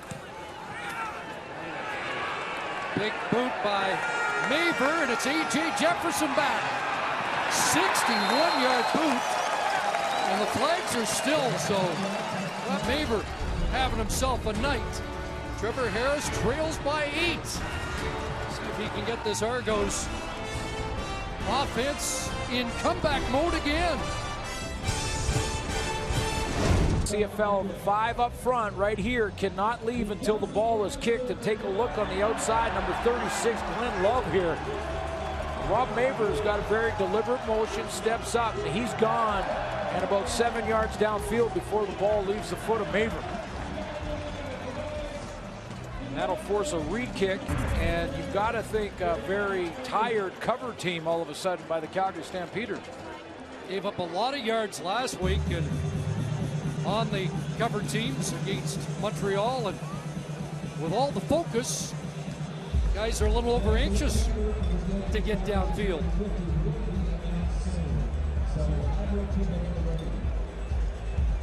It feels even worse than that, doesn't it? Well, it seems like, to me, it's almost every special team for Calgary. And Bo Levi Mitchell a couple times has crawled out of that bad field position. But A.J. Jefferson just needs 10 yards here and real good field position for Calgary. Jefferson out of Fresno State, where he was one of the top kick returners in NCAA football. We'll have to see a starting corner returning.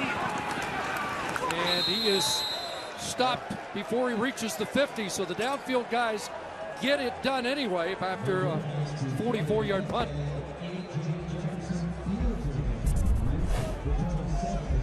Now let's take a look at some special teams work, and Calgary Stampeders trying to figure it out. No flag on that play. Adam Tebow with the special team tackle. Young guy out of Laval in his second year. Great speed. First down at the 48 for Toronto, and a completion, and it's Hazelton getting away for a few extra yards into Stampeder territory. Former receiver of Zach Collaros at Cincinnati after he transferred from USC. Yeah, and we're seeing why Zach kind of wanted him to follow him up north. Well, and his time at USC, he had a great sophomore year. In fact, a lot of people thought he was going to be one of the top-rated receivers coming out of college football in the States. Played with Mark Sanchez. 94 yards for him after a 13-yard gain, and now looking for him again, and it's broken up. The veteran Keon Raven recovers. Yeah, when it comes to Keon Raymond, I'm not sure if he recovers or he was just waiting to make his move. Baiting him? Because he's in pretty good position. He is in a trail. Now, Hazelton has him there. If the ball's thrown out and away and right to the sideline, he maybe tracks it down and keeps the separation with Keon Raymond. But we've seen him make so many big plays in his career. I think he was just tracking him, just waiting for his chance. When the ball's in the air, he closed. 21 career interceptions for Raymond. Second and 10. Calgary 48, a little trouble with the snap. And the pass deflected to Whitaker. Stopped before he reaches first down territory by Deron Mayo. But a batted down football is advanced. Gets them 7. Does it get him in and field might goal get him range? in the field goal range. Yeah. Because probably not in field goal range if they don't get that completion. Junior Turner gets involved up front here. Number 7, straight up. Gets the right hand on it. But it bounces into the hands of Brandon Whitaker, and they are going to try a long one. Not sure if that fits the definition of the Argo bounce. 48-yarder for Ronnie Pepper. Hit from 50, missed from 41 and 42 last week. And Pepper is good. Impressive. The youngster replacing the injured Swayze Waters. Cuts into that Calgary lead. It's now 22-17. Yeah, quite the debut last week in Regina when he nails a 50-yarder in his first kick and celebrated like it was a great cup, and I don't blame him. It's a tough kick to make when you're a rookie and stepping in there. You know the nerves are there and the butterflies are there, but that tip 3 points. All CIS kicker who went undrafted. And won a kickoff for the job a couple of weeks back and has done well replacing Waters. Quick out into the hands of Fuller. And there's Jefferson to toss him down. Quick game for Calgary now. A.J. Jefferson took a while to get out there. Now he's on the return team. And I think he got caught off guard a little bit. He's way up here, and they're breaking the huddle, and he's got to get to the short side corner, and he's kind of like, oh yeah, it's defensive time, and they throw it right to his man by the time he gets all the way over there. 2nd and 5, they go back the same direction, and McDaniel makes the catch and stretches out to make sure he gets the first down. We've got another flag and another injured offensive lineman. Is that Lavertu slow to get up? Major foul, unnecessary roughness. Toronto, number 90. 15 yards, automatic first down. Leon Lang.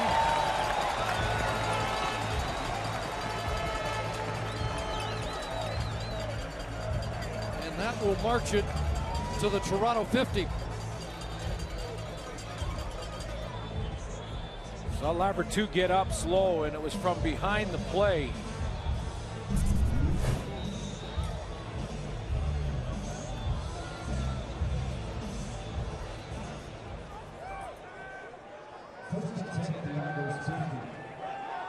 Not necessary from Cleon Lang. Not even close. That ball got in the air and intercepted. Devin Smith's got it. Devin Smith off the tip, and the Argos get it back. Second turnover of the game for Calgary. Both teams now have given it up twice. So the Argo bounced twice. I mean, they get the bounce, and it lands in the hands of Brandon Whitaker, and it sets up a three-pointer and a field goal for the Argos. And then when Bo Levi Mitchell gets one batted, it ends up in the Argos' hands as well. So both bounces going in favor of the Argos. But that created by Brandon Isaac to get up there, climb the ladder, and tip that up to his teammate. Defensive play made by 28, the veteran. 6'3" outside linebacker. Went up high to get a piece of that. Part of the 2012 Argo Grey Cup championship team that beat the Stampeders in the 100th Grey Cup. Under 4 to go here in the third quarter. Inside, Henry Josie led the NFL in preseason rushing with the Eagles last year, but was not kept around. Argo's really excited about his preseason, but added Whitaker in week 1, and he hasn't given Josie a chance to get his job back. Yeah, he ran a 4.43 at his draft combine, and poised to be a difference maker. Ends up in Toronto, and he's trying to get on the field and take Brandon Whitaker's spot. 3 carries, 12 yards, got 4, second and 6. Argo's offside. Kevin Elliott well ahead of the snap. Offside, Toronto, number 13. 5-yard penalty remains, second down. Just the 5th penalty of the game against Toronto.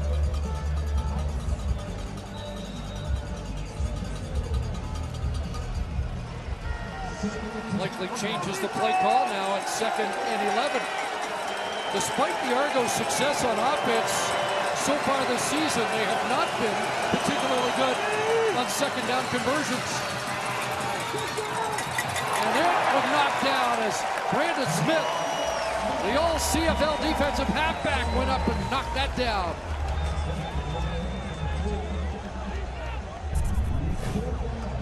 Led the team last year in tackles, and he's a halfback, not a linebacker.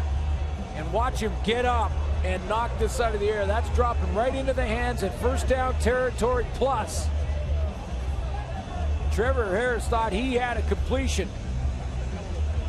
Play by Brandon Smith. Mentioned that Isaac was 6'3". Brandon Smith's only 5'10", but got up there to make a key play.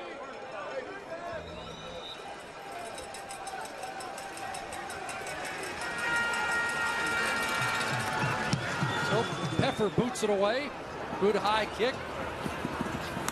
Brown at his 13, a 51-yard kick. Elliott missed the tackle, and Brown nearly got away. Whoa. Kevin Elliott had him, let him go, and Brian Roll saved the day, or Tim Brown might still be running. Yeah, there was one more to beat. One more to beat on that return. He buckled back and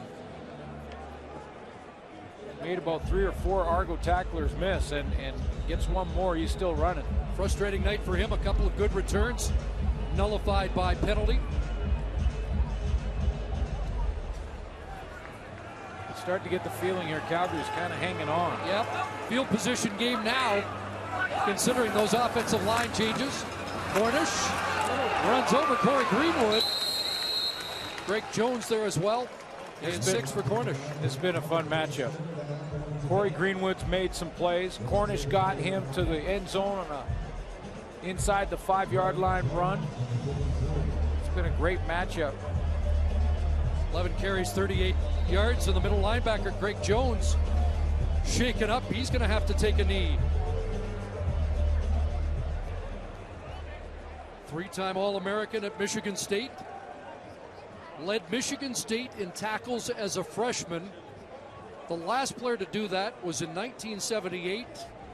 And CFL fans of a certain vintage will know exactly how good he was. Danny Bass, former Stampeder, Argo, and Eskimo.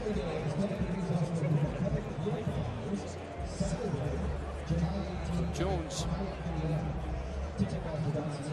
shaken up. Brian Roll will have to come in to take his spot.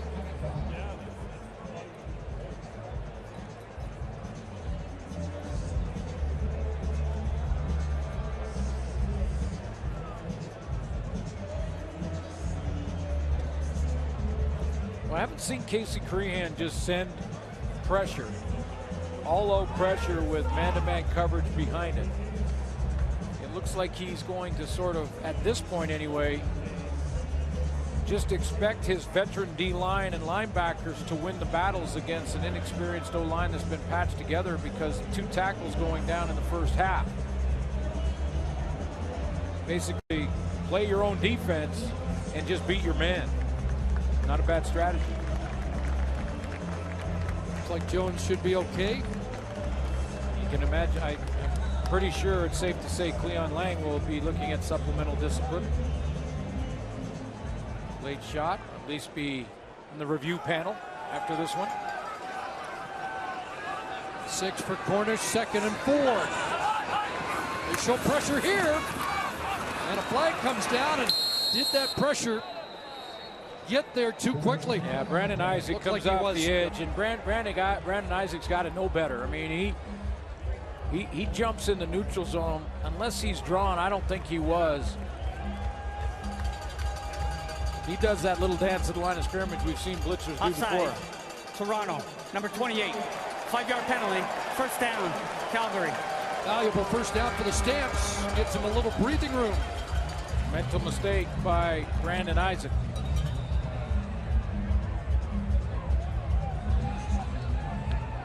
There wasn't much room in that pocket on that play. The Argos defense was coming off the field, it looked like. Fresh set of downs for Mitchell. Play action fake. Takes a shot for Fuller. And a good recovery there by the newcomer Travis Hawkins. Out on Hawk Island, apparently the Argos say, and Hawkins makes the play. Well, you know, I think the difference here when you go back to the touchdown by Fuller, it was a very similar play, and he tried to make the similar move to catch it over the defensive back, and Hawkins just catch it over his head. But Hawkins played the man this time, rather than try and play the football. They might go back there before this night's done. Hawkins 5'9", Fuller 6'4", 6'5". 2nd and 10, underneath, pass caught. But there's Greenwood, who's had a good night to stop McDaniel well short of the 1st down. Mitchell retreated in a big way this time. He gets that crossing route, and now he's just expecting or hoping that Marquay McDaniel can make one miss, but that's his own defense. Corey Greenwood stepped up, made a great open field tackle.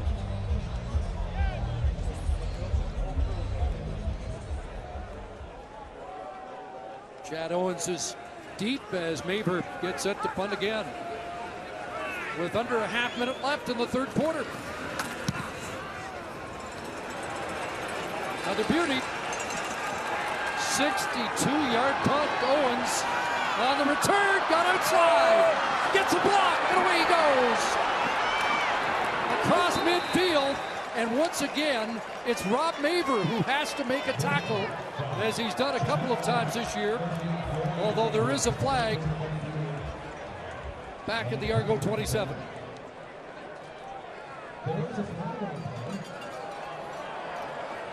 And that will negate the 39-yard return.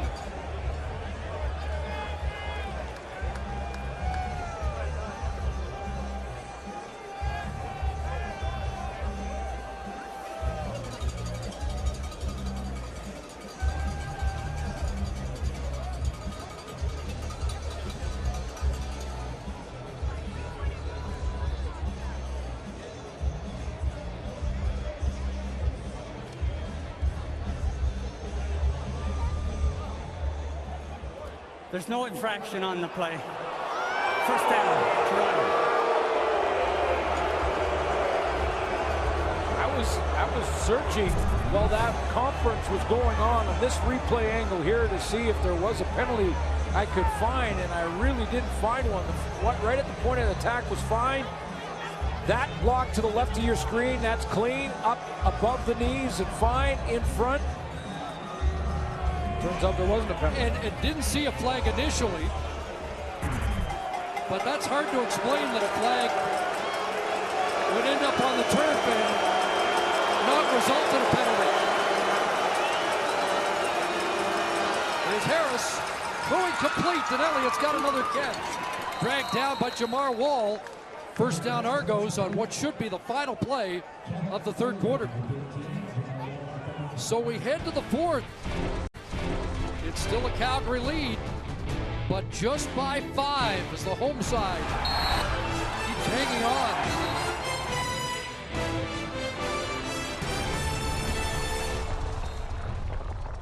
Numbers through 3 quarters and only 44 yards for Calgary in that third quarter without their 2 starting offensive tackles. Yeah, Dave Dickinson, the offense coordinator, clearly is going to the quick passing game, trying to get it out of the hands of Levi Mitchell as quickly as possible and not put too much pressure on that O-line. But man, when 2 tackles go down, it takes a lot of plays out of your playbook. This is what Schultze's been telling us year after year. The most important guys on the field are the tackles, but we are seeing the significance of losing 2 starting important members of the offense that don't get a lot of attention unless there's a sack for the defense. Yeah, it's true, and they are crucial, especially those tackles. And for a right-handed quarterback, you've heard it many times. There's been movies made about it.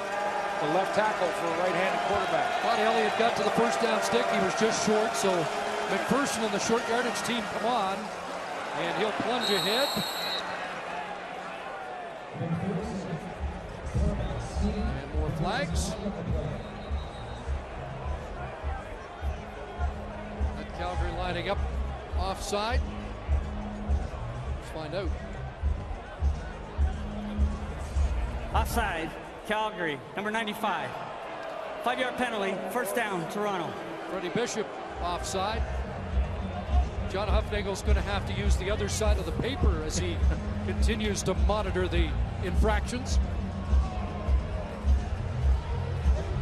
14th penalty against Calgary. You know what's interesting is that they've survived all these penalties, still have the lead in this football game. Get off the field right now. Inside the 40, and Argos are well outside.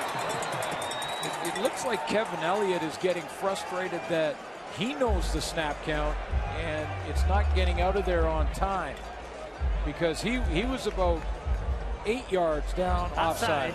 Toronto, number 13. 5-yard penalty, remains first down. I mean, look how far offside he is, and by his reaction, it would make me think that you know, look at his reaction there. He's like, I knew the snap count. Why didn't you snap it? The 11 other guys were on a different snap count. Or maybe that's what happened. First and 15. Into the flat, Owens. And Keon Raymond on the seat again. On the defense, trying to pick up the Calgary offense here, and the veteran Raymond comes up with another big play. It's an interesting play right now coming up on second and a bunch here. A great play by Keon Raymond. It's become commonplace for him to step up and make them. And this is another one. Trevor Harris, who has been so composed in his 2 starts this year, you want to force it here. He can get field goal range. Second and 22. Back at the 49 and out of field goal range. Underneath Whitaker. Can he make a man miss? Taken out by Mayo. That's what I mean about the decisions. I mean, a young guy, and I know Trevor Harris is 30 years old, but young and experienced, would want to force that and try and throw it for a first down. That would have meant he'd have to throw it over the 30-yard line going in. But that's managing the game. He gives Pepper a chance to come on. Exactly. Great decision. Throw it to the sideline. Get what you can. Don't force a turnover. Put your field goal team out there and close the gap. Impossible if he makes it. Well, he hit from 48. The 50-yarder in Saskatchewan was a personal best. This from 45 out. And this one is through. And now they're within 2. So the rookie kicker gets the job done. 22-20 for the Stamps here in Calgary. Welcome back to McMahon. Just shy of 2 minutes into the fourth quarter. Now a 2-point game. I heard from Jermaine in that break that safety Matt Black is out of the lineup, and it's like right now Vincent Agnew's out there. I'm not sure if they're going to move Brandon Isaac back. We'll see on the snap of this football. It's going to be Agnew. Leon Lang, Ricky Foley, Corey Greenwood, 3 Canadian starters still in on defense. Mitchell pump one way, looks the other. And Rob Cote's got the catch. Brandon Isaac, the tackle. And a flag down at the line of scrimmage.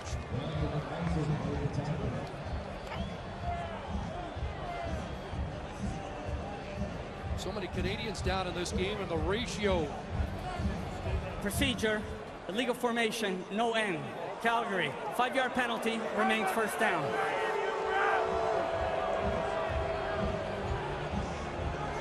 And now the Swiss Army knife in that defensive secondary. Vince Agnew, who can play just about anywhere, now moves in at safety. Yeah, he'll go to safety, but you need your starting O-line to take advantage of a change at safety. First and 15. 3-man front. Now they send extras. Here comes Greg Jones, and he gets to the quarterback, and Jones has his first sack of the year. Well, it works because Brandon Isaac comes off the edge, and he takes up a block, and then the hesitation from Jones is how it works. Isaac will be here. There's Jones. He'll hesitate and hit it here. And it's that hesitation that wait for the offensive lineman to pick up the outside guy. There's Isaac on the outside. That opens up the inside lane and that B gap, which is between guard and tackle. Greg Jones owned the B gap. Second and 22. 4-man front for Toronto. And the screen is called to Cornish. And Jason Vega responds nicely and closes down on the running back and limits it to a 7-yard gain. You're starting to get the feeling that Calgary's going to need more points, to win this, and they might need to get it from their defense. And that will tell you that Matt Black's not coming back tonight.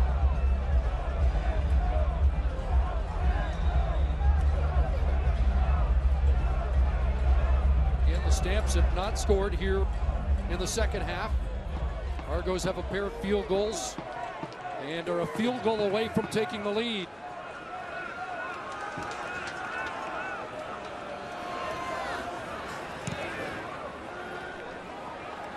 Chad Owens, 34-yard line, 46-yard punt, and a great cover, Rob Cote, down in a hurry. 11:15 left. Fidel Hazelton and the Argos with the football, looking to take the lead here in Calgary. By GMC, we are professional grade.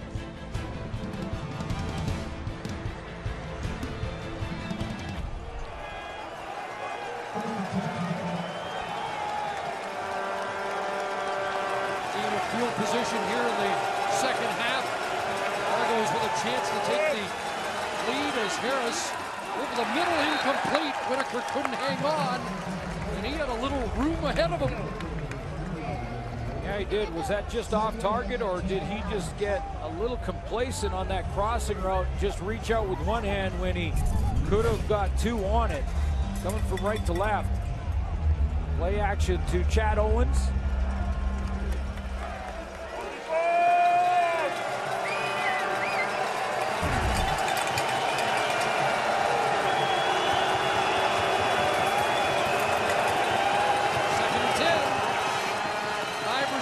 Out, dropped off, and again they can't make the connection. A sloppy 2-and-out for the Argos. It was same two people just off target again. That time it looked like Trevor Harris had to throw around the rush there. There was some traffic in front of him, and that's not to give him an out, but back-to-back plays to Brandon Whitaker were off the mark.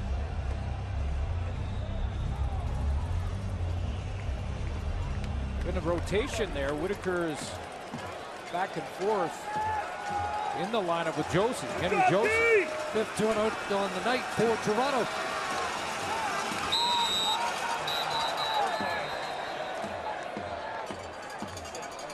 Procedure.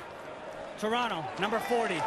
5-yard penalty, remains third down. Okay, Tonye, and you've heard the grumbling. It seems we're at epidemic proportions. It is week 3. It's not early anymore, is it? Oh, no. As far as these undisciplined penalties, offsides, procedures, things like that. A lot of things need cleaning up.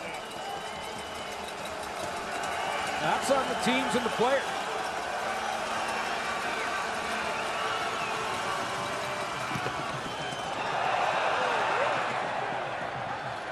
Bedford bounces that, and it bounces off Tim Brown. Decent Argo roll down around the 31-yard line. Beautiful sundown shot here along the Bow River. In for a good finish in Calgary. We are mourning the loss of a member of our CFL on TSN family. Matt Dunnigan's father-in-law, Bill, passed away on the weekend in Texas. And our thoughts and prayers go out to Kathy, Matt, and family back in Texas tonight. Absolutely, Kathy. We're thinking about you. Our heart goes out to you. Anything you need, give us a call anytime. There's lots of friends of the Dunnigan family here in Calgary.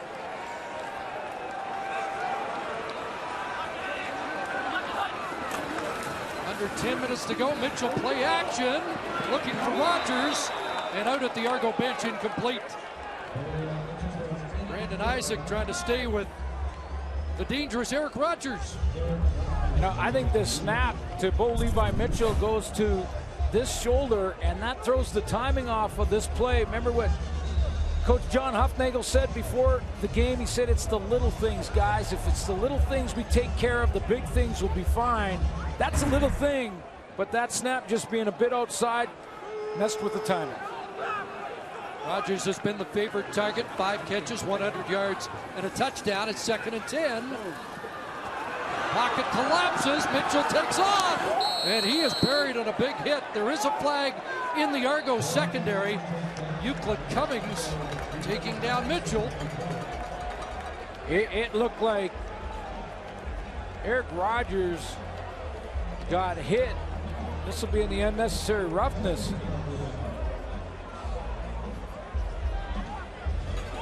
Illegal contact on a receiver.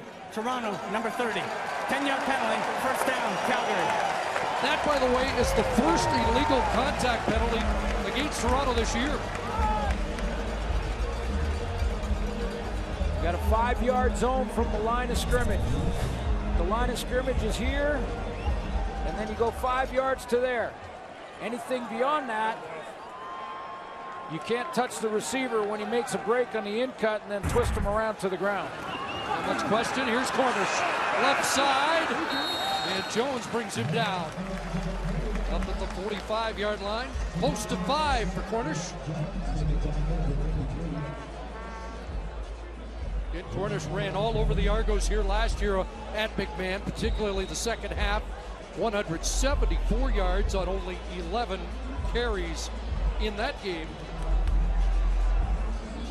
12 for 42 tonight. When he has his breakout games, they get up to around 200. 11 times over 150, including 4 last year. Into the flat, incomplete again. Intended for Rogers. Talk about illegal contact, though. Both these teams really good at it. That's the first for Toronto, and not a lot for Calgary either. In fact, when I talked to John Hufnagel before the season began about the illegal contact change, he said, you know, our defensive backs have been sort of taught the other way, and they play coverage styles that don't turn into these penalties. They only had 2 all of last year. 2 illegal contact. Now, I know the rule was different, but he didn't have a big concern with it. Thought it was the right thing to do and the right move for the league to make the change. Brampton native Rob Mavers had a good night. This not as good. It should be a 15-yard, no yards. Here comes the flag. Yeah. Just a 37-yarder. He had averaged 51.5 yards a boot prior to that.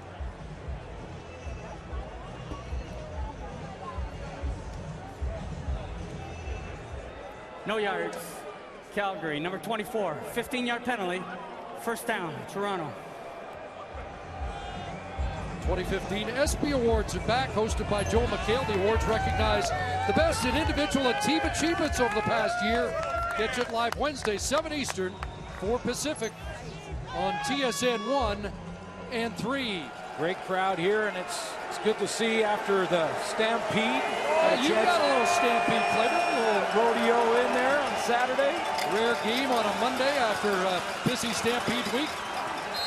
Whitaker off the right side, and he's brought down by DeQuinn Evans after 3.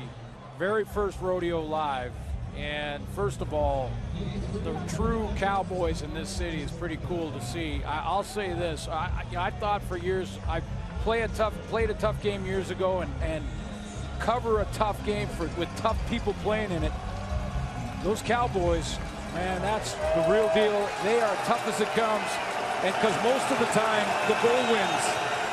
So for the first time we could say it was your first rodeo. Second and 7. Harris stands in, taking a shot. Owens can't reach it. Step for step, once again, Keon Raymond in a marquee matchup. Or was it Wall?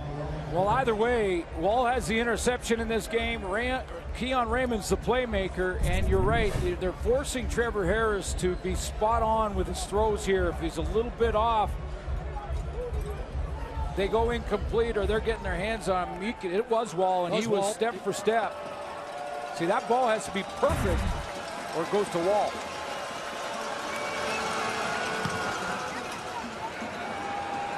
Heifer, another good boot, and Brown's going to let it bounce in. And we got a player that's not aware of the rules, and he's from the U of T. Or he thought someone touched it, or he was onside. There's 3 scenarios. 1, he thought someone touched it.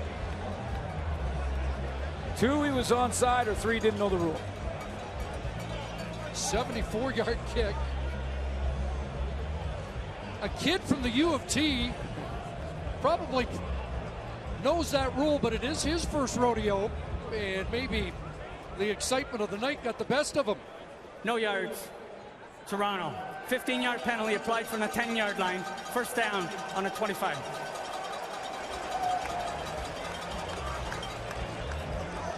Product of Woodbridge, Ontario.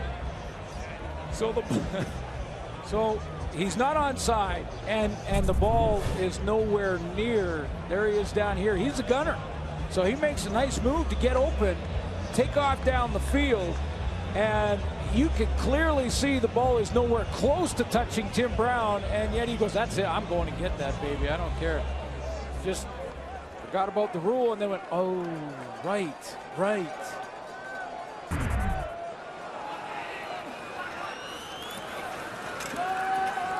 Here's Bo on a roll, and he gets it there.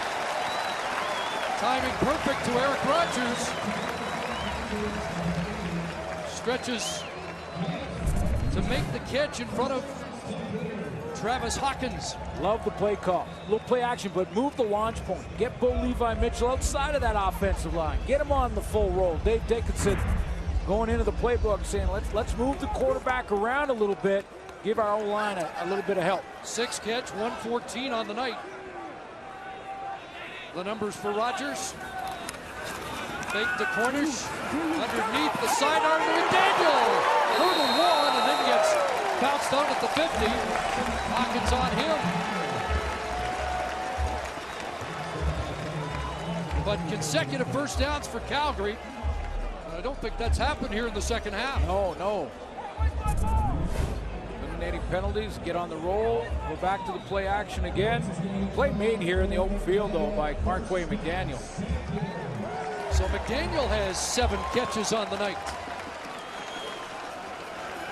First down up at the 51. Stamp starting to roll. Here comes pressure. And the pass caught. Anthony Parker into Argo territory and very close to another first down. Great adjustment by this offense now to try and get the ball out quick. Now we've seen 2 different style of plays. We've seen the roll, we've seen the quick hitter to Marquay McDaniel, and then that quick slant from Mitchell, again, taking pressure off the O-line. And sooner or later, Casey Crean may have to send more. Look at that linebacking core, maybe even from the secondary. Season high for Mitchell. Drew Tate in on short yardage. And that'll be a first down. And a better surge there by that makeshift offensive line. 272 for Bo is his most this season and more yardage passing than in his 2 meetings against Toronto last year. I'll tell you, I know they haven't moved the ball until this drive in this second half, but they've only given up 1 sack, this makeshift offensive line, since the 2 tackles went down. Just the second trip into Argo territory here in the second half. Here's Cornish, right side, and will crash down to the 40. Good first down production again. John Cornish has 8. This is a monster drive for Calgary because A, it keeps Trevor Harris and the Argo offense on the bench. B, it takes time off the clock with this O-line that they're trying to patch together. They're in field goal range after the Cornish run. And John Cornish just passed Lavelle Coleman on the all-time Stamps running list, and he now is the number 4 rusher all-time in Stampeder history. 2nd and 2. Cornish again. First down. To the 35, Devin Smith, the tackle. But Calgary's offense finally energized, and John Cornish back in the game. And they just rotated, the Argos just rotate in new D linemen. There's, see John Cornish moving up the list. Lavelle Coleman. Cornish has already leapfrogged Willie Burton and Lavelle Coleman this season. Number 4 all time as we hit the 3-minute warning in Calgary. CFL Fantasy Football in full swing for the 2015 season. Go to tsn.ca/CFL Fantasy. Set your roster for a chance to win a trip to the Grey Cup and a Joseph Aboud suit from Moores. 3 minutes left. At McMahon, a 2-point lead. Down to the wire. Stamp trying to avoid a 2-game losing streak. Argos trying to stay unbeaten. 1st and 10. Mitchell. Rogers. Oh, he just dropped it on a tough over-the-shoulder attempt. Boy, that was a tough one. That one had some heat on it, and it was over the outside shoulders. He was going to have to make a great adjustment, but the first priority for Rogers was to run it down. He had to dig to run it down, and then you could see it's over the opposite shoulder. That's a tough one.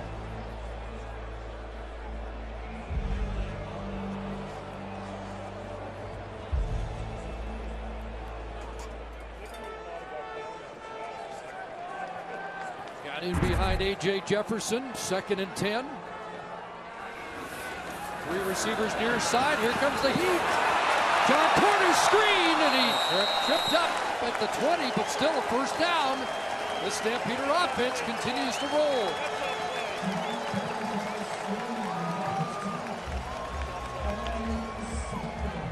$14 for Cornish.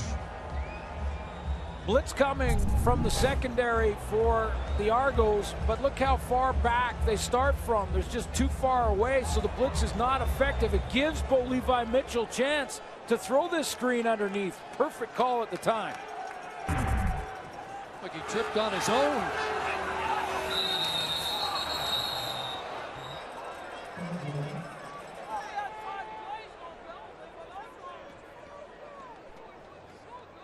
Now this is all about clock management for Bo Levi Procedure. Mitchell. Calgary, number 53. 5-yard penalty, remains second down. Start until the snap on the penalty, but he wants to milk this clock a little bit in field goal range to make Trevor Harris drive for the touchdown. Worst case scenario, but managing the clock and using all 20 seconds each time important. Brad Erdos out of Simon Fraser. Draws the penalty, sets up 1st and 15. And out of the hands of Mitchell quickly. Nice move by Rogers. Flag comes down as Rogers gets to the 6.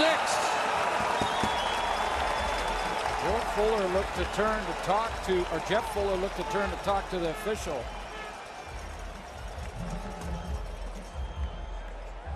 Not again. 18th penalty.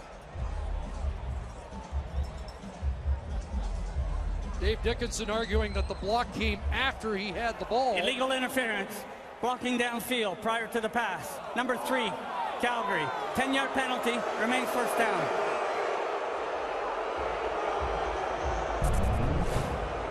Not sure about this one. I take a look. There's Fuller right there. The target right there is Rogers. Now take a look.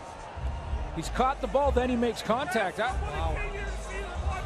It was close. I think they missed that one, the officials.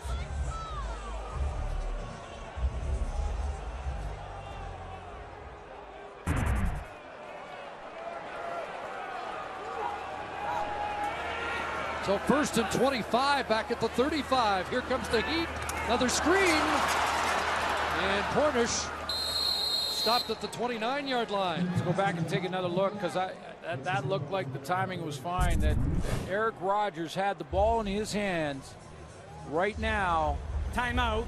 And Toronto. then the contact on the receiver. That's a miss.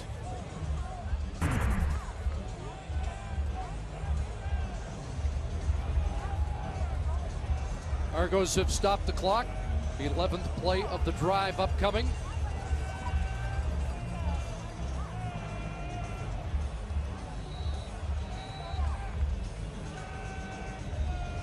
And after sputtering throughout this second half, Bo Levi Mitchell has put together close to a 5-minute drive with an offensive line that has not practiced together at all this year. No. Got 2 of the backups in, 1 from the defensive line. Hats off to Quinn Smith, 68, who was tutored by Brian Chu at Concordia, so he must know a thing about. Well, play both ways there. Blocking up front. Underneath again, and not going to get to the first down stick. The stop made by Hawkins. First catch of the night for Joe West. And now Rennie Paredes will come in to try and make it a 5-point lead. So, Bo Levi Mitchell over 300 on the night. West stayed in bounds, so they blow this in. They can work the clock a little bit. Should be about 90 seconds for Trevor Harris, who didn't need that last week when he drove 95 yards in the final minute. Now keep in mind, Rennie Paredes had the bad groin all week. Has missed once tonight. Actually a convert miss. And doesn't miss here. Key points. It means the Argos need a touchdown to win here tonight at McMahon. What a huge drive for Bo Levi Mitchell. Now does Trevor Harris get the last say? He did last week.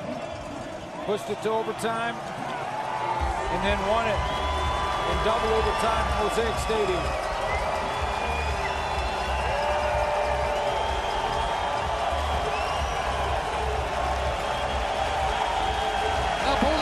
Mitchell leads the cheering on. Chad Owens been quiet so far in this game, but is he going to be the key in this drive?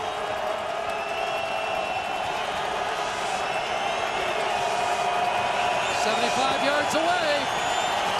And the first pass complete. Coombs with the catch and around 8. Chad Owens immediately signaling to Scott Milanovic how far away they were to help him with the play call.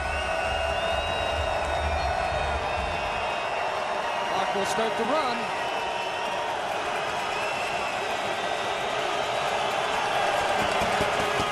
A quick hitter, and Owens doesn't get the first down. They're ruling incomplete, and now it comes down to this play. 3rd and 2. And a tough night for Chad Owens continues.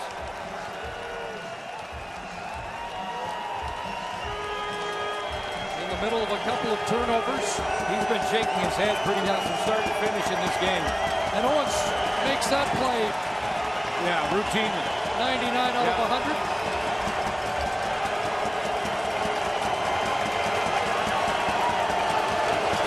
Full volume here. 3rd and almost 3. Harris over the middle. Caught by Hazelton.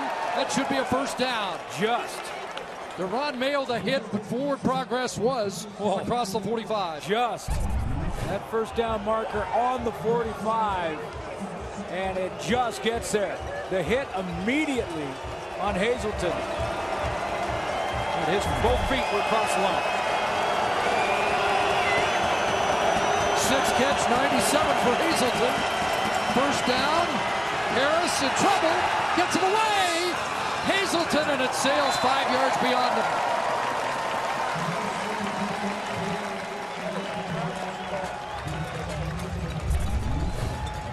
Let's take a look. This play develops because Trevor Harris moves around in the pocket. The original route was looking like it was going to go to the corner. Buddy Jackson forced him back inside.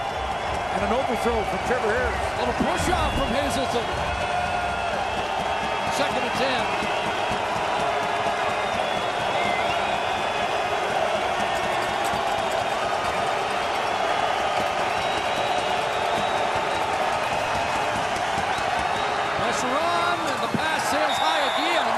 Pressure got it that time. Overthrow intended for Hazelton, and it comes down to a 3rd and 10.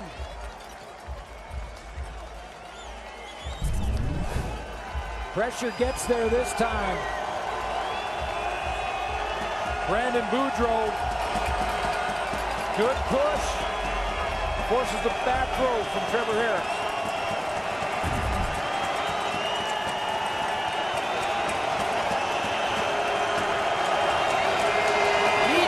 Stay on the field. Harris looking for more than that. Jump ball, incomplete. Gurley up against Fred Bennett. A flag down? Yes, there is. And it looks like it's going against Bennett celebrating. Calgary's waving to decline it. John Hupnagel's waving to decline it.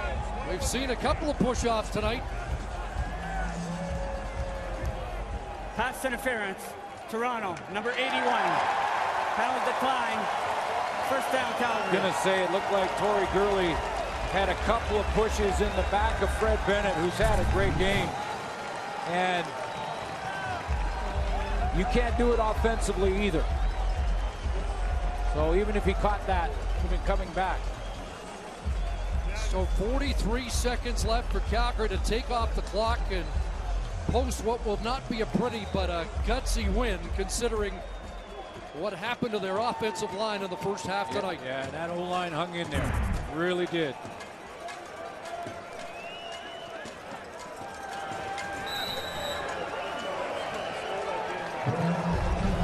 It's time for the Nissan Titan Player of the Game, brought to you by Nissan, official vehicle of the Canadian Football League. You know, there are just moments in the game when Bo Levi Mitchell showed that leadership. First half, he got a touchdown drive that really he willed that one to be, and then with his O-line patched together, put together a drive to kill about 5 minutes in the fourth quarter. Dan Fetter, Kyle, and Edwin Harrison down midway through the second quarter. Brad Erdos off the bench. Quinn Smith off the defensive line to patchwork it. 3:03 with no tackles. With his 2 starting tackles out of the game for a whole half. And through week 3 and no unbeaten team left. Calgary Stampeders post a win fan appreciation night here at McMahon. And they'll go away victorious. 25-20 at the final. So it's 3 years and counting since John Hufnagel's crew last lost 2 in a row. Scott Milanovich's team heads on to the bye at 2-1. And the Stampeders, victorious here, are also 2-1. So Long from McMahon Sports Center is next.